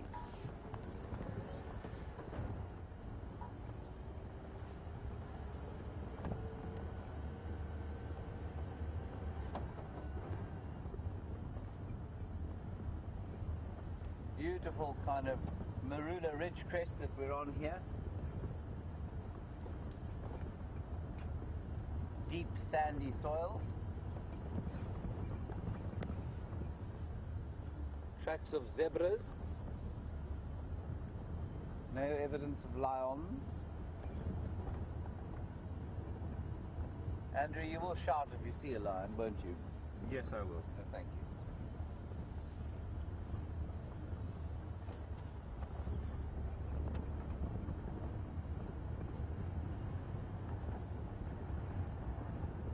Almost no greenery left in this area at all.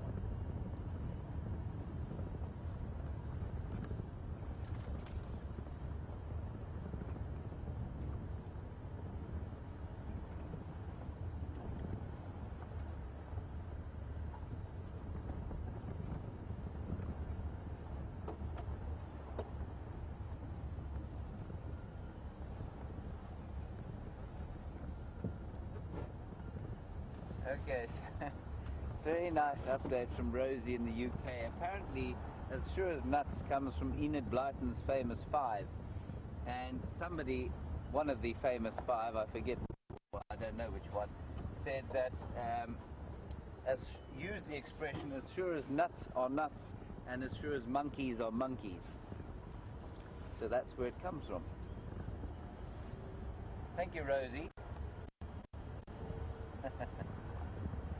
I like that. As sure as... I'm not sure I'll use the term as sure as monkeys, though.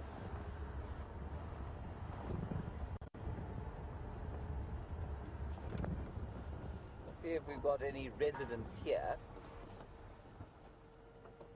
There's a sort of fairly fresh termite mound. Andrew, will you get that in picture if I stand there? Yes. Oh, wonderful. Right, I'm just going to go and see if I can find a termite here. I haven't seen any for a little while.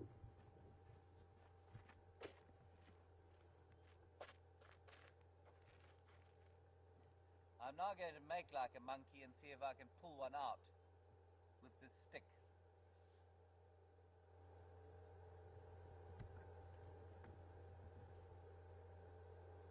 There's quite a lot of heat coming out of it. We'll see if we can entice a termite out.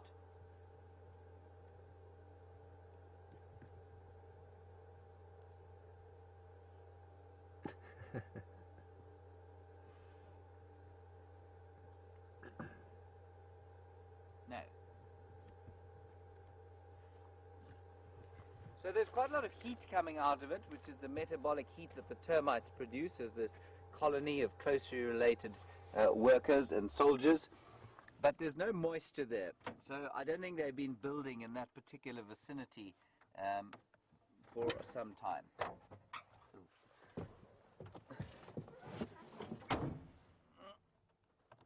Right, I'm re-plugged in.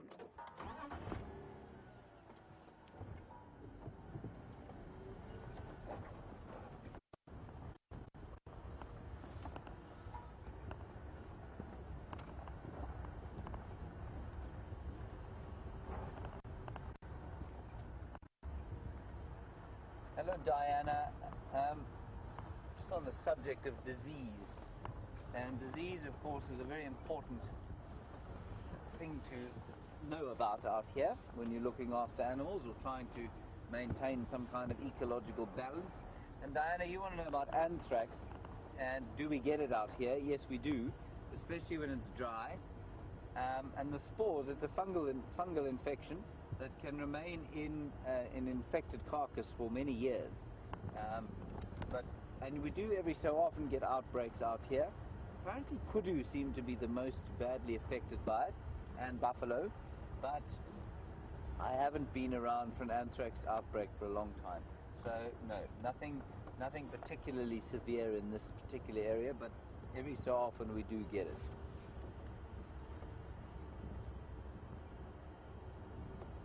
Right, we're going to go quickly across to Jamie. She's managed to find a bird of prey having its breakfast, and I'll see you a little bit later, hopefully with something exciting as well.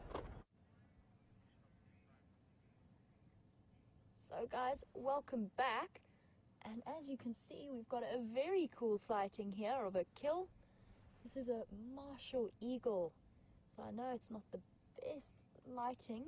Unfortunately, the sun is right behind it, and I will try and reposition a little bit in a moment. I just wanted to make sure that he was nice and relaxed. But he's feeding on apparently some kind of rock monitor, I think. I'll just double check with binoculars.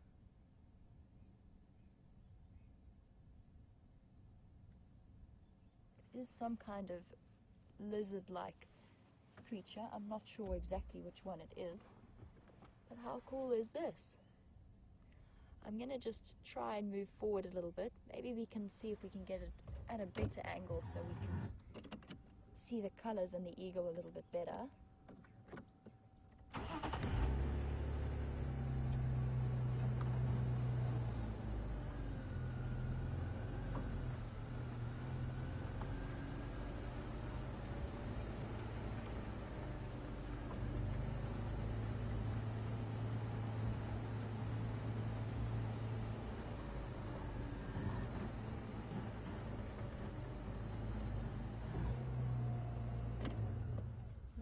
Wary of going into the block there because I really don't want to chase him off his dinner or her dinner. just a little bit better, you can see the true size of that eagle, and you can see this is a true eagle with the feathers extending all the way down to the feet, which is what sets true eagles apart from the other raptors, such as the battaliers and the various snake eagles and the fish eagle. They all have unfeathered legs.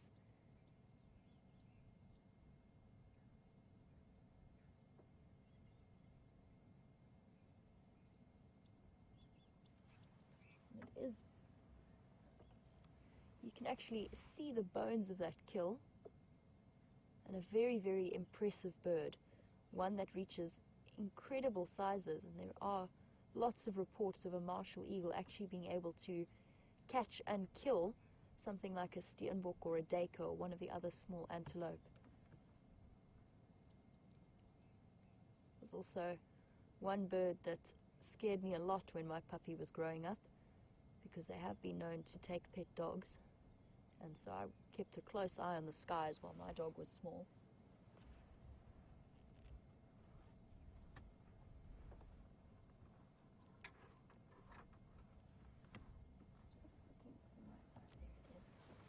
Just having a look for my bird book. They are one of the most beautiful eagles to see. So we're very lucky. Scott actually found this for us, and he called me in. It's the first time I've ever done a Ferrari safari for an eagle, but definitely worth it.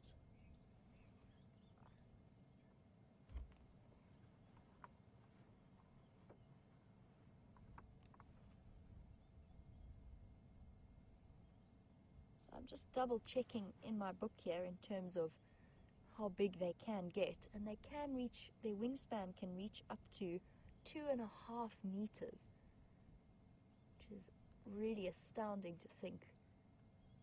2.5 meters, that must be about, what is that, about 8 feet, their wingspans. So they can be very, very big birds, and up to close to 5.5 kilograms, so around 12, 14 pounds in weight.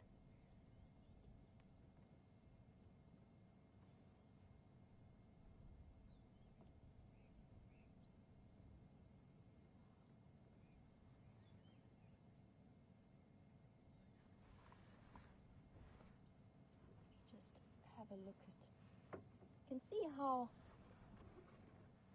delicately he's actually consuming this meal, just plucking out the bits of meat and ignoring some of the larger bones.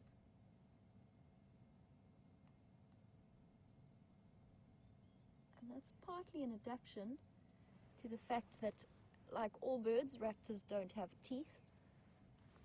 And what they do to compensate is they will actually eat little rocks and pebbles, and that will help to grind up the food in the stomach. They've got incredibly powerful gastric muscles that help to churn up the food in place of teeth. So often with the larger eagles, you'll see them quite delicately eating around the carcasses that or their kills. But then obviously you get things like owls that will swallow it whole and then cough up the bones in pellets. And it actually looks as though it was another bird, so possibly something like a guinea fowl. I'm still trying to see.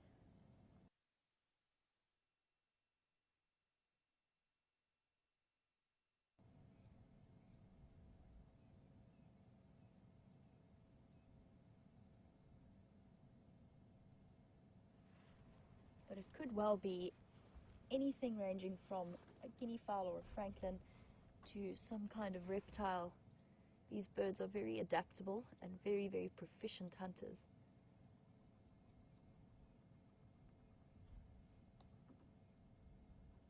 Actually hear it crunching as it breaks the bones apart.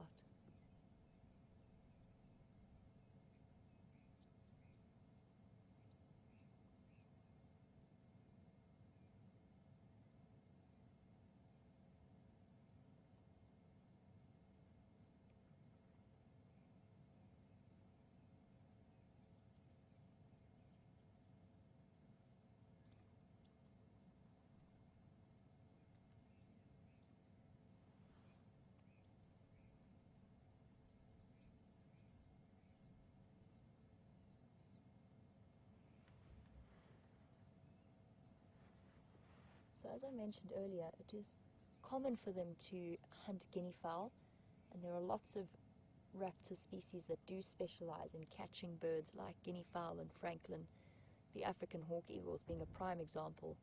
And they are slightly smaller than the martial eagle, so a bit more maneuverable. But these larger eagles, the Verreaux's eagle, the martial that we see here, and the crowned eagle, they actually use their incredible mass to approach at great speed and then land on top of the bird that they are hunting. And they've got very, very powerful talons that crush them, and it's a very, very quick, efficient way of killing and hunting.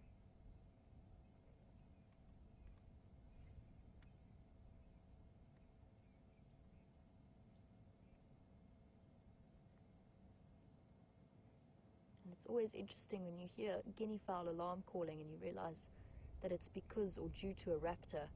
And often they're a little bit confused as to what to do, because if it's a predator like a leopard or one of the smaller cats like a caracal or a serval hunting a guinea fowl, they immediately fly up into trees and try and hide there. But when a bird is a threat, when a large raptor like this eagle is the one hunting them, they actually desperately try and run for cover under fallen trees and disappear as best they can into the grass. And I'm sure if you listen to the nuances of their alarm calls, they must be able to communicate the different predators to each other.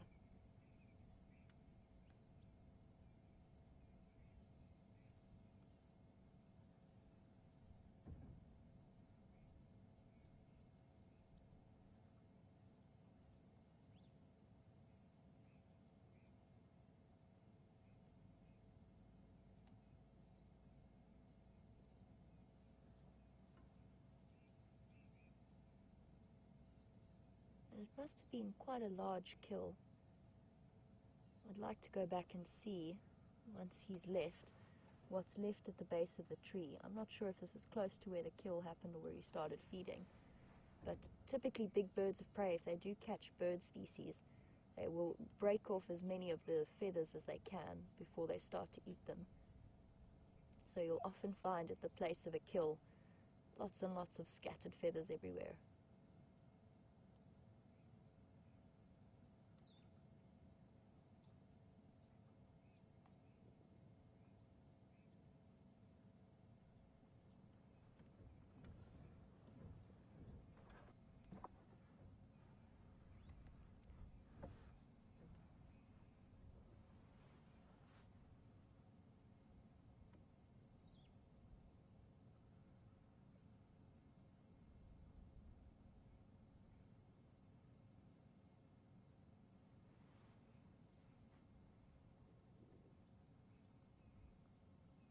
The martial eagle is definitely one of my favorite species of eagle to see, just because they are so incredibly impressive in terms of size.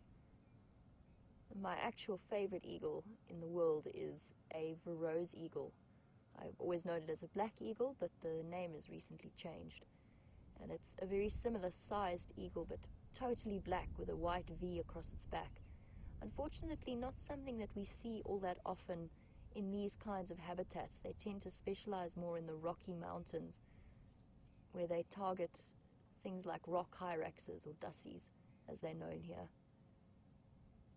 But there is a nesting pair in the botanical gardens in Johannesburg that has been monitored for years and years and years. And my grandfather actually discovered that nest many years ago. And my mom often recounts stories to me of her childhood spent where they would go and hike in the trails and go and watch the black eagles nesting. And very soon we're going to start to see the return of some of the smaller eagle species. The steppe eagle and the WildEarth eagle will be the most notable amongst those. They'll be on their way back soon. And I think the WildEarths and the steppe eagles are both eagles that fly all the way down from Europe and from Russia. So they travel the most incredible distances year after year to get to the best and most nutritious habitats. And migration in birds is the most phenomenal process. Their systems of navigations, their perception of magnetic fields, it's all absolutely mind-blowing when you think of how they manage to traverse those areas and still wind up where they want to be.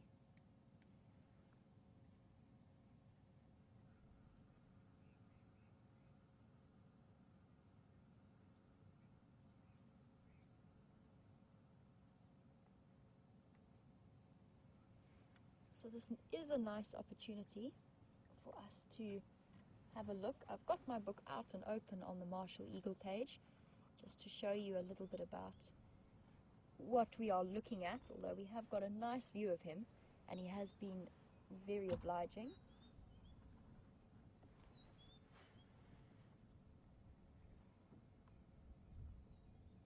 Sorry guys, I'm just listening to the Game Drive channel briefly.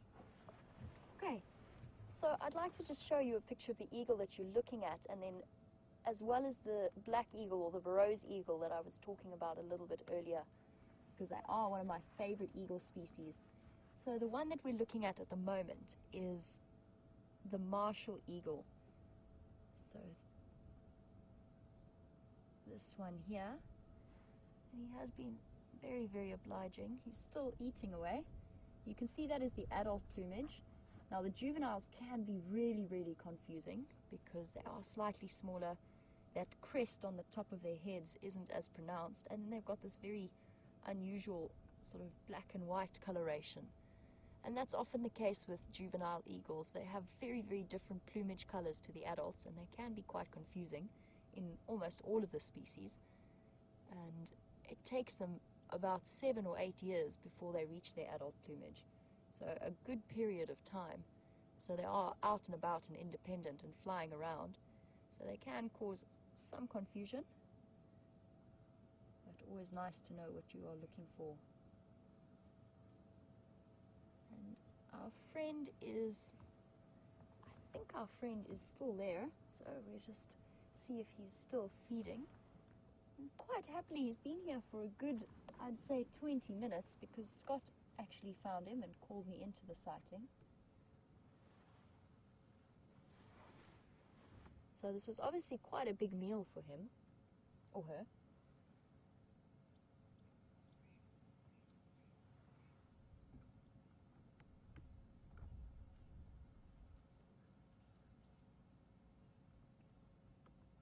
And as with all big raptors, the females, there's not much dimorphism between the males and the females of the Martial eagle, but as with all big raptors, the females are much larger, noticeably larger than the males. And we discussed this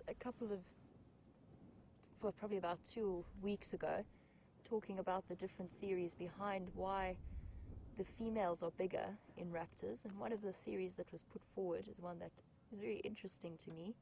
I'm not sure whether it provides a complete explanation, but this theory sort of suggests that the maternal instinct is very, very strong in most animals, and the mated pair of eagles will both take care of their family, but often in species, especially that specialize in hunting and hunting other bird species, like the situation that we've got here, the theory sort of suggests that the father of the birds, whose bond isn't as strong as the maternal bond, might get the movement of the chicks, of his own chicks, might trigger the wrong instinct within him and possibly cause him to do them harm just because it's triggered that hunting instinct within him. Whereas the mother has got that very, very, very strong maternal link to her offspring, so there's less chance of her doing that. So the suggestion is that the bigger females are better able to defend their own chicks from their mates. An interesting theory. I'm not necessarily saying that I agree with it, but one that I'm sure you have opinions on. And if you do have any questions or any opinions, and you are joining us for the first time, this is a live safari and it is interactive. So if you want to know a little bit more about what you're seeing, or even on a different topic, you can send through your questions or comments to #SafariLive on Twitter or to questions@wildearth.tv.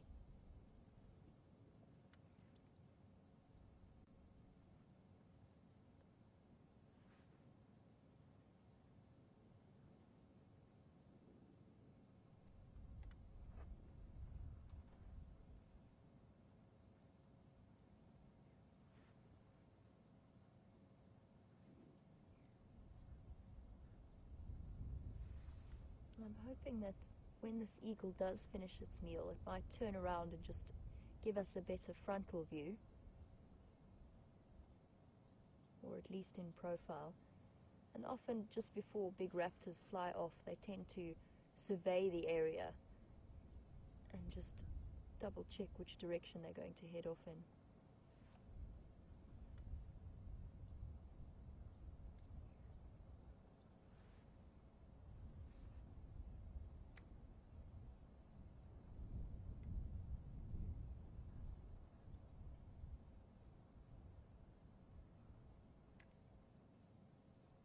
Piece of bone snapped off.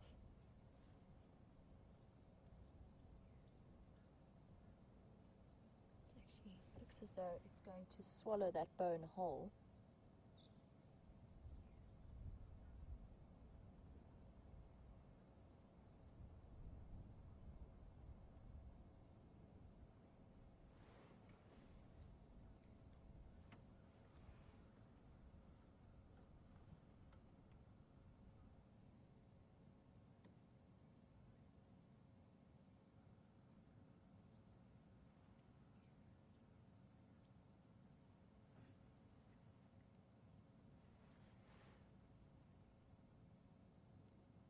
So Michael's shared with me some very, very interesting information about the bald eagle and the fact that their talons are so powerful. There's something along them, they can have a crushing power of somewhere in the region of 1000 psi, so pressure per square inch, and incredibly powerful birds capable of breaking a human arm, and beaks that are capable of tearing at flesh.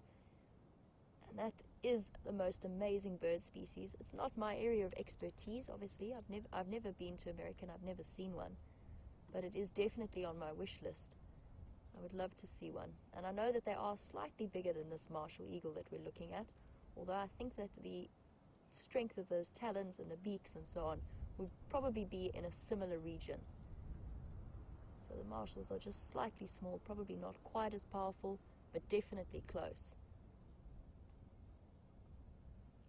And I'm sure I saw some incredible shots of a bald eagle going for a large, I can't remember which species of deer it was, but actually going to try and kill a deer. So they are phenomenal birds.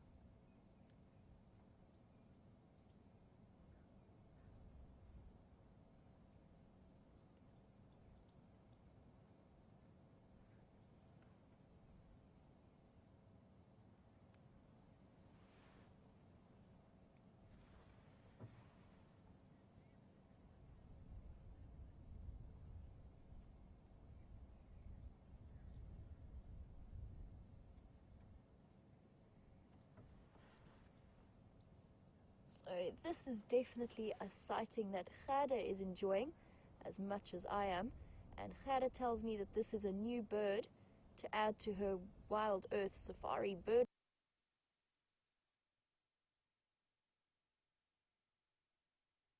start to build up some incredible local knowledge.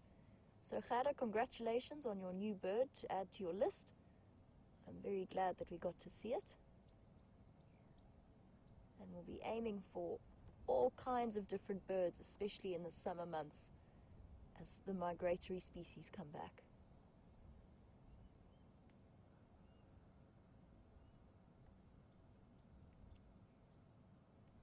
Now I'm not sure, but I have seen twice in the last week, I've seen martial eagles flying just over the camp that we're staying at.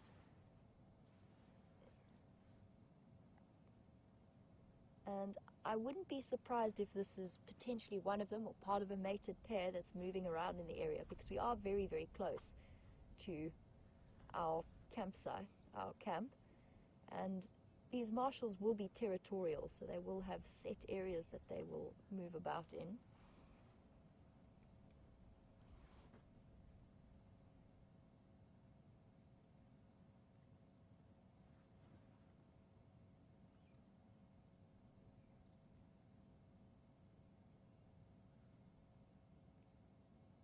So guys, quite a quiet morning, but I'm definitely enjoying this sighting.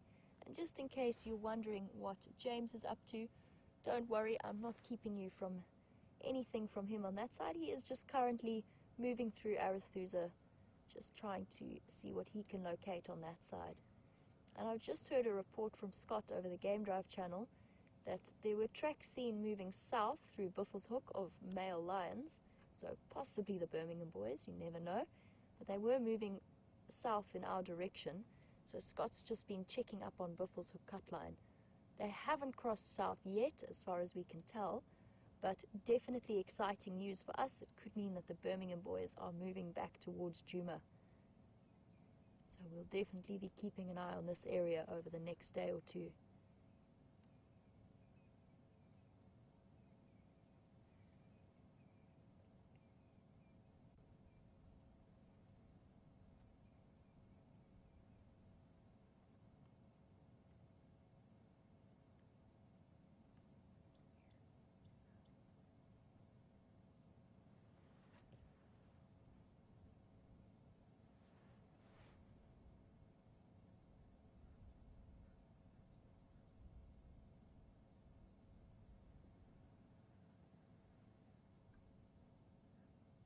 I would very much like to reposition, just so that we could possibly see a different angle of this bird.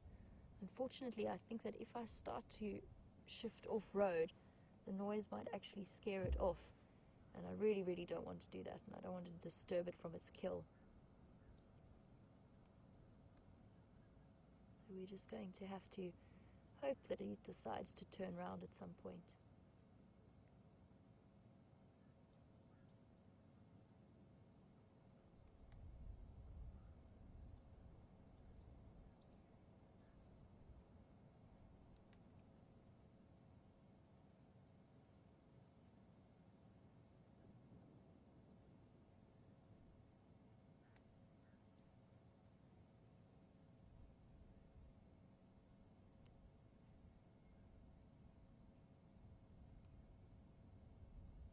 It does look as though most of the kill is gone, so I know that this bird is going, at least I know that if he does fly away, it's not because of any of our actions, but I am going to try and just sneak forward.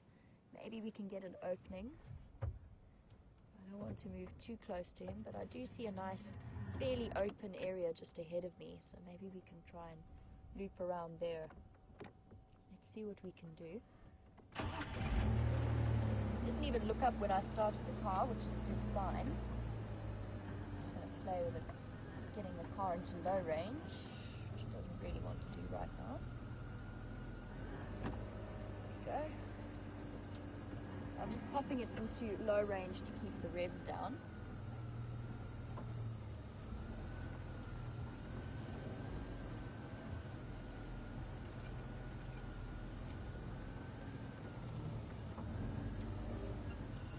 So we were talking about the various eagle species that you get, and Katrina was telling me that the golden eagle has been known to kill a full-grown adult deer, which is absolutely mind-blowing to me. The sheer strength that would entail. Sorry, Gendre, have a tree. Is that okay for you?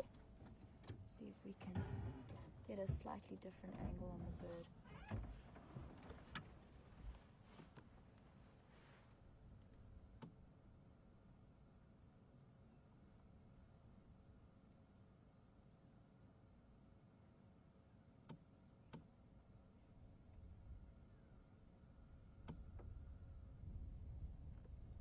Definitely can't push any further into this block, otherwise I'm going to be making too much noise. At least a slightly different angle. Now we can see it from the side.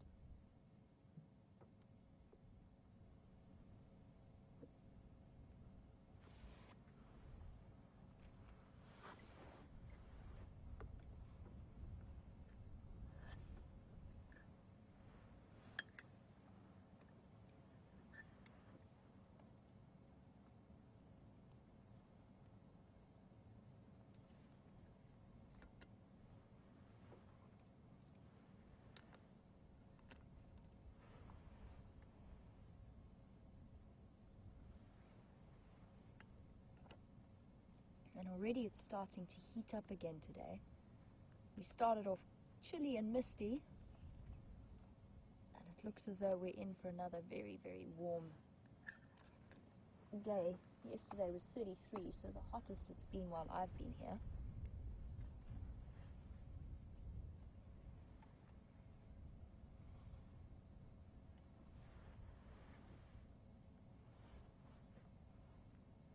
So guys, we can see that very, very full crop there just being used as an extra storage device.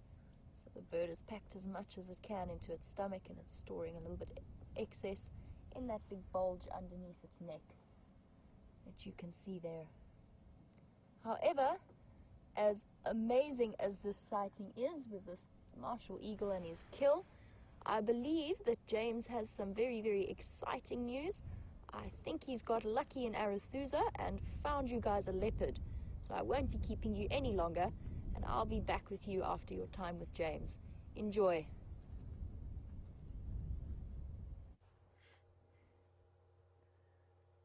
Well, well, well, everybody, who would have thought? But here we are at Arethusa, and that is the inimitable Shadow. We came in here. I had vague reports of a leopard, and we drove around. I got out of the car. I walked about here, checked way beyond here on foot, and came back. She must have been watching me the whole way. I parked Andrew basically on top of her and left him here. He, of course, obviously decided to take some time off and failed to spot her in the same way that I did. And then we came back, and bang, there she was, staring at us, almost as if to say, "What are you looking for? You, my girl, you is what we're looking for." And there she is, magnificent. I don't think I've seen her more than 3 times. I don't know where Sindile is, and I think if you look at her belly, and if you can get in on her belly, she's definitely had a kill somewhere around here over the last day or 2. And I know that Sindile was around the area at the same time, so whether he is lurking in a bush somewhere, which would be rather wonderful to see them together. I haven't seen them together for some time. It would be very nice to see them both together.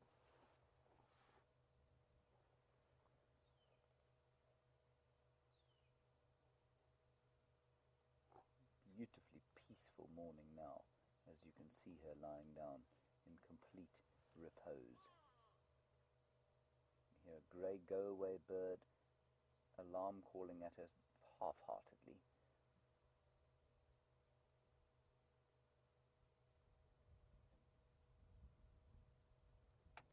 I suspect, however, that she's left Sindile quite a long way north of here. You know, yesterday they were found on Simbambili. And we were looking at the elephants yesterday morning. She was in Simbambili, attracting enormous attention. And so I suspect she's probably left him somewhere up there. And she is here now. For those of you who perhaps are new to us, Sindile is her youngster, so named by the Twitterverse. I've yet to be able to find a Shangaan who can tell me what Sindile means, so perhaps it's a Zulu word. In Zulu it would mean heavy, but that's not what it means in Shangaan. And then he is now almost a year old, so he'll be starting to spend more and more time away from her, and she'll be able to spend sort of some downtime on her own as the months go forward and he becomes more and more independent.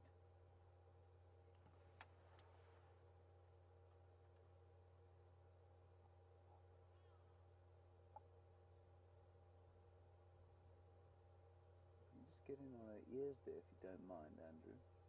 Affirmative. Her ears, you can see, are quite tattered. They've been just showing a little bit of signs of age.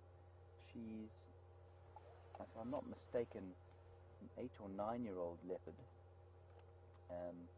And her mother, Karula, who is the kind of queen of Djuma, one of our favorites off to the east, is 2.5, 3 years older than she is. And you can certainly see that level of age on them. she's in prime condition. This is a leopard in prime condition and in prime sort of, she's got beautiful territory, nice youngster, so she's really living it up at the moment.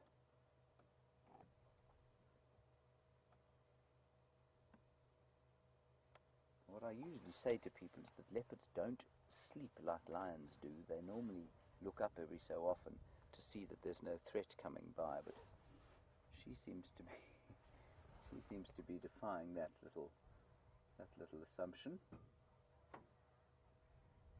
sleeping entirely soundly.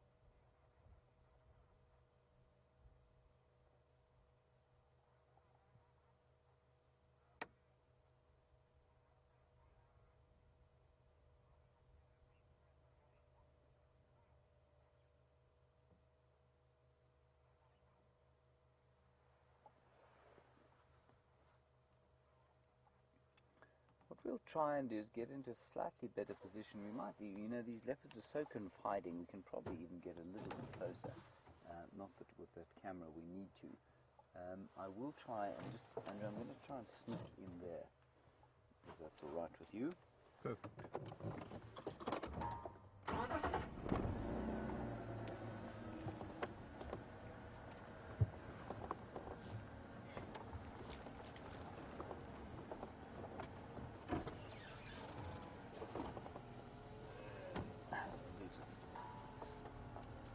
Slowly as possible.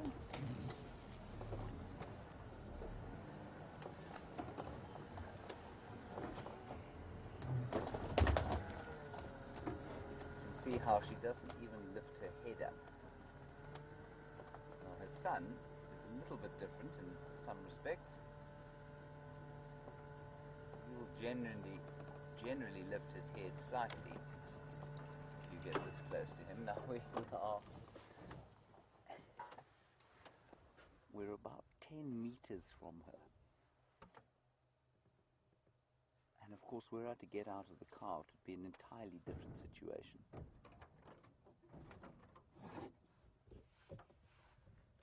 Sorry about that, Andrew. I had to take my foot off the brake.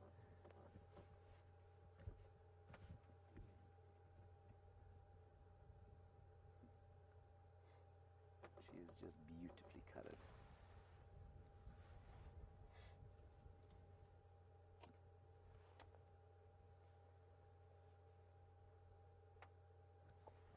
Sure why she's lying in the shade like this. It's still quite a chilly morning. If I were her, I'd be lying in the sun, luxuriating in the warm rays. See her ears flickering away to try and get the fly. There, she lifted her face.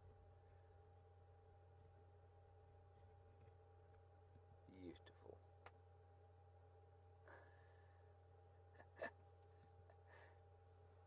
That's magnificent.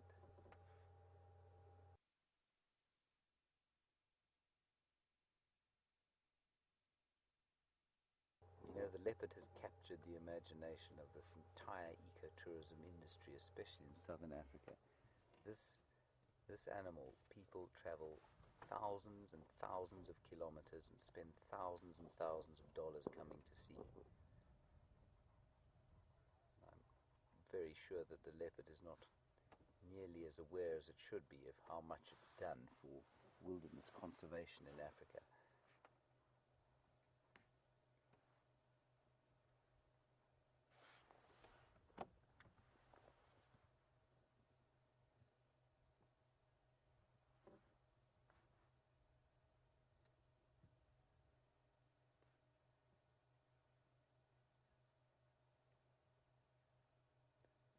Alright, while this leopard is fast asleep on the floor, we're going to nip across quickly to Jamie. She's still got that magnificent martial eagle and eating its guinea fowl, I believe. Poor old Michael Johnson, the guinea fowl. And she's repositioned, and so we'll nip across to her quickly, and I will come back to Shadow just now.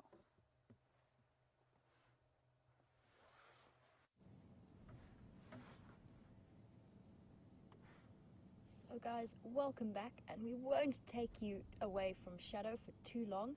isn't that fantastic news, and really wonderful that you guys got to see her towards the end of the sunrise safari.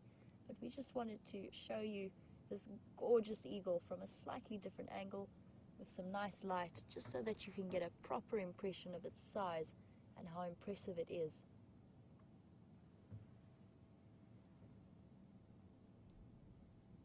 And it did actually briefly fly off, which is why we were able to get this nice angle. Picked up the kill and just transferred to a different tree.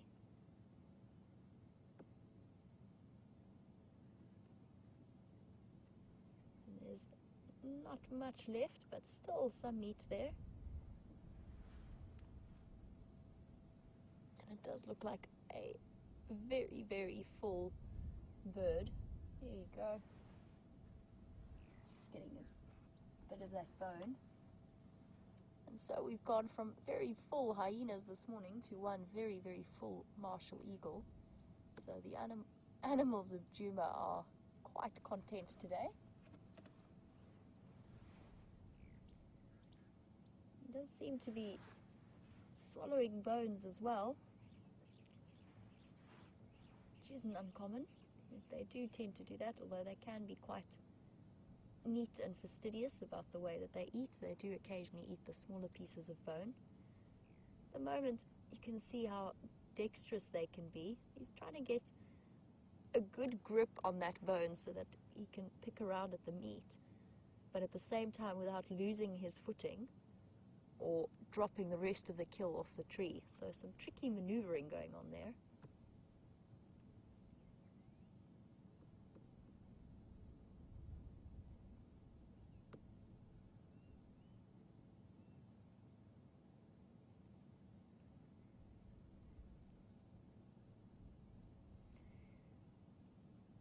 So guys, we just wanted to show you this beautiful eagle from a different angle briefly.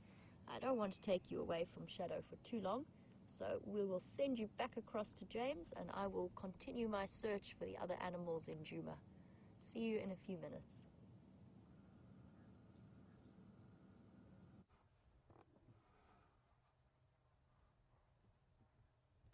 Welcome back to Little Shadow, everybody. She's still lurking quietly in the shade here, and her dappled pelage is dappled, of course, by the sunlight shining through a guarri bush in whose shade she is lying. And you can see a close-up there of her beautiful face. And you can see some of the scars of life in the wild here. Some of those will be from thorns, some of them possibly from fights, especially on her nose there, but she's in pretty good nick.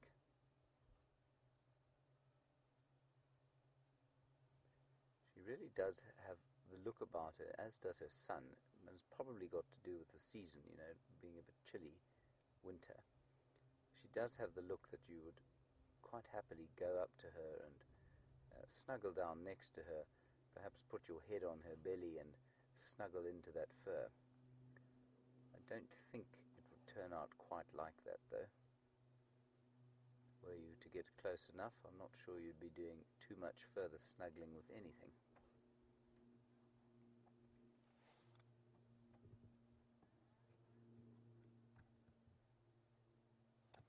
Leopards, they say, are, you know, this is from people who try to raise them from babies of orphaned leopards and that sort of thing. They say that a leopard never becomes tame, it never becomes kind of domesticatable. They always retain a tremendous wildness about them, and I think that's just such a lovely characteristic of theirs. And you can see it in their faces when they walk past you. Curious, there's something in those eyes that says, I will always be part of this wilderness.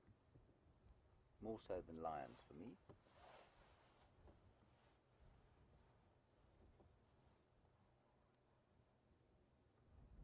High action there. Lots of flies all over her.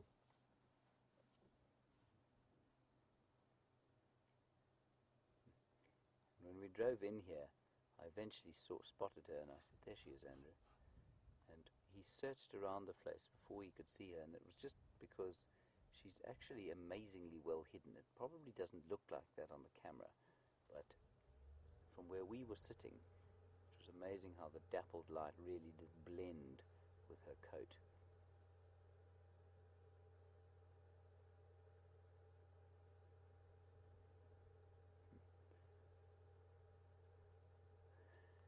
You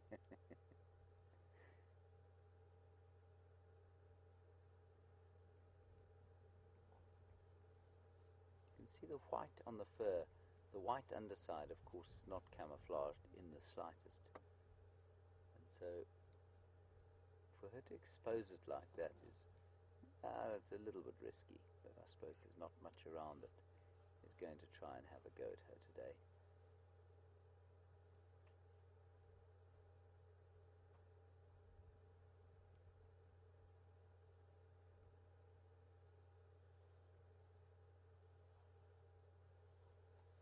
She's moved quite a distance in the last few days. I know when we were, I think it was 3 nights ago, we were watching a lion mating just not far from here. We're quite close to Arathusa Lodge. She was found here on a duiker kill with, was she with Cindy there? Yes, I think she was with Cindy there. And then she hoofed it off. The next day you saw her with Jamie on Impala Plains, which is on Djuma, and there were the two of them together, and they went off north into Simbambili, where they fed on something else for the rest of the day, and she's come all the way back down here. So that's a round trip of, let's say, a minimum of 10 kilometers. So she's been on a mission, probably quite a lot of territory marking last night, I suspect, and that's how she's ended up here.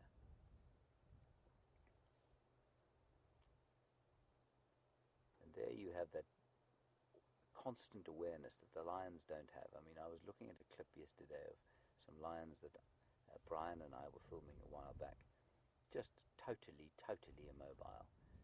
These leopards will always be slightly awake. Andrew, can you get in on her nose there? Yeah, I'm there already. Well done, Andrew. Thank you. You see how we work together. That pink nose is unlike a lion's nose. Lions' noses go black as they get older. They're all born with pink noses. And hers will probably stay pink. Some of them are black, some of them are pink. Just seems to me slightly like she may have picked up on the scent of something. The wind has just started to blow, and so it's possible that she's picked up on something in the wind.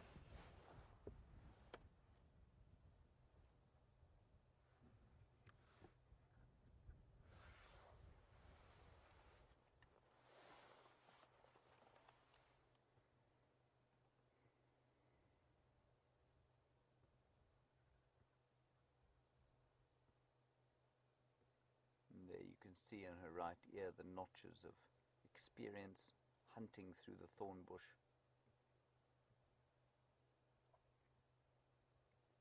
Also a lovely shot of her feet there. You can see that's exactly what a leopard track looks like, unsurprisingly.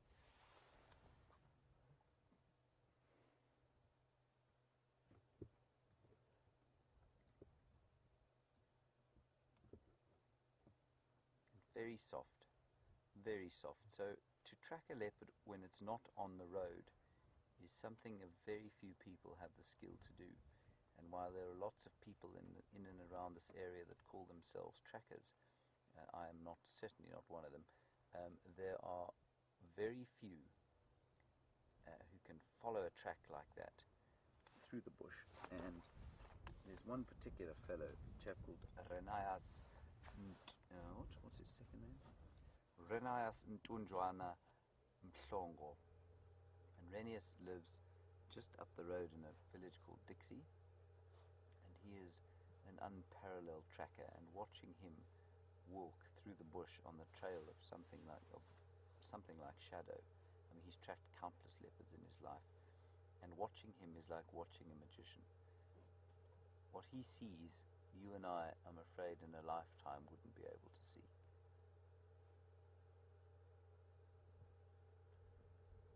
And he's honed his skills down at Londolozi, tracking exactly this, tracking leopards. If you really want to hone your skills as a tracker, this is what you follow. Start off on a rhino, finish off on a leopard.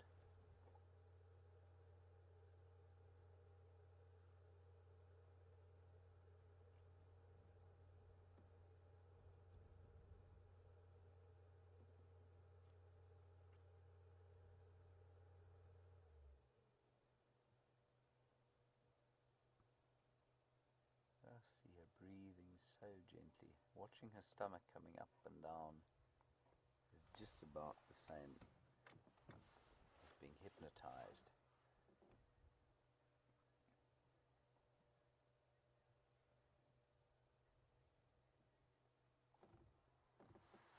Well, Katrina, interesting. You say if Karula is the queen of Juma, is Shadow the queen of Arathusa?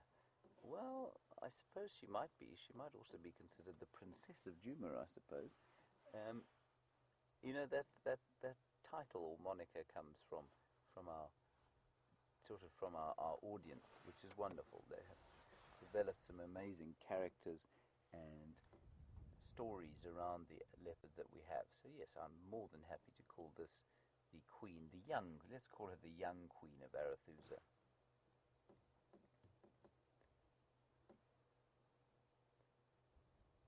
She, of course, will seldom be in conflict with her mother. They will share separate territories, will have separate territories, and a bit like human beings who have, or human males, let's say, on farms, where the sons generally split the dad's farm up, and then the land gets smaller and smaller. So it is with female leopards quite often.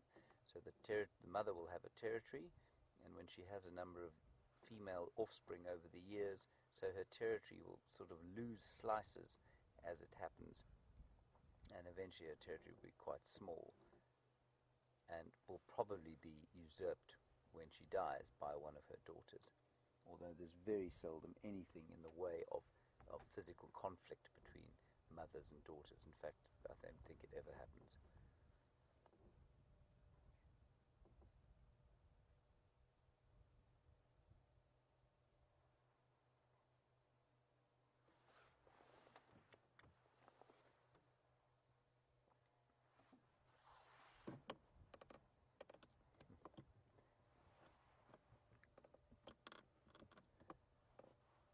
So Andrew, I don't know if you want to zoom out and then just maybe pan in from the left and just give an idea of the kind of terrain that Shadow's lying in.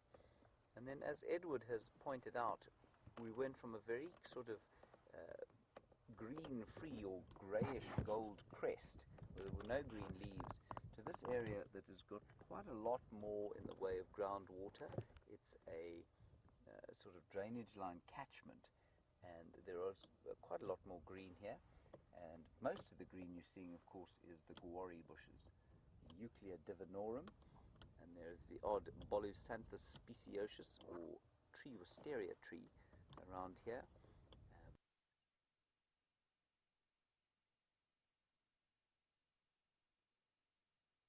A fire through it last year. Lots of trees are dead on top and growing from the bottom. Now, as Andrew pans around again, back to the leopard, you will notice how you could quite easily walk within probably 30 meters of her without noticing at all. And she just lift her head quietly like you saw her do just now, watch you walk past, put it down again, and go back to sleep. The first time I found Shadow, she was on a termite mound, and I spotted her on foot, and she was watching me, and she had been watching me for some time, I think. And as she saw me see her, they know immediately when they've been spotted. She just stuck her head down like this. So I pretended not to see her and just carried on walking, and then she lifted her head again and went back to sleep. And that's exactly what she'd do here if you walk past. In fact, she probably did do it. I was walking around here, not 50 meters from here, just before we managed to eventually find her. So they're tremendously confiding, these leopards. And I didn't actually manage to see her on foot. When I got back into the vehicle, we did another circle round and found her here.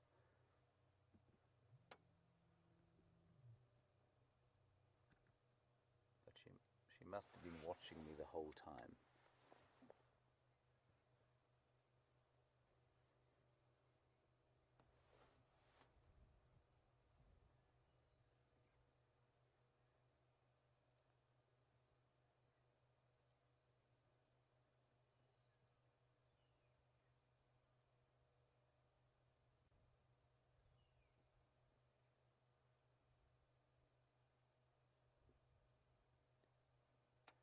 So we have had a rather marvelous morning, everybody. You've had some incredible sort of hyena sightings, and Andrew and I spent a beautiful first part of the morning in the mist, which was very special indeed.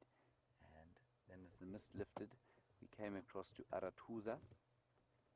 Didn't find a huge amount, a couple of impala, and then this magnificent female leopard. So thank you very much to all of you who have contributed. We do so love to hear from you, so please keep coming with your comments and your questions. It really is good to hear from you all the time. We're going to sit here for a little bit longer with this leopard, and a big thank you to Andrew, of course, on camera, and to Nikki and Louise in the final control, and Eugene and Alex, wherever they happen to be working on their dark arts. We're going to hand you back across to Jamie now for a final closing, and we will see you a little bit later this afternoon.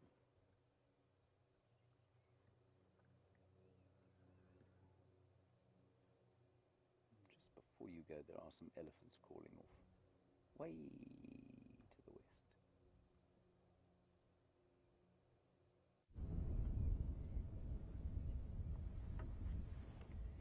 So guys, welcome back right at the end of our sunrise safari. Thank you as always for joining us. It was a great morning. We spent a lot of time with those wonderful hyenas, which is always entertaining, especially in that nice misty light. So great to have you. And I'm so pleased to hear that James found shadow on Arathusa. So this afternoon promises to be an exciting one, with the possibility of the Birmingham boys making their way south. So we never know, they might make their way across. So for now, I'm going to sign out and say a big thank you to all of the viewers, to Jandre for his amazing camera work as always, and to Nikki and Lou in FC, and Eugene and Alex on the tech side. And we will see you this afternoon for the Sunset Safari. Join us then.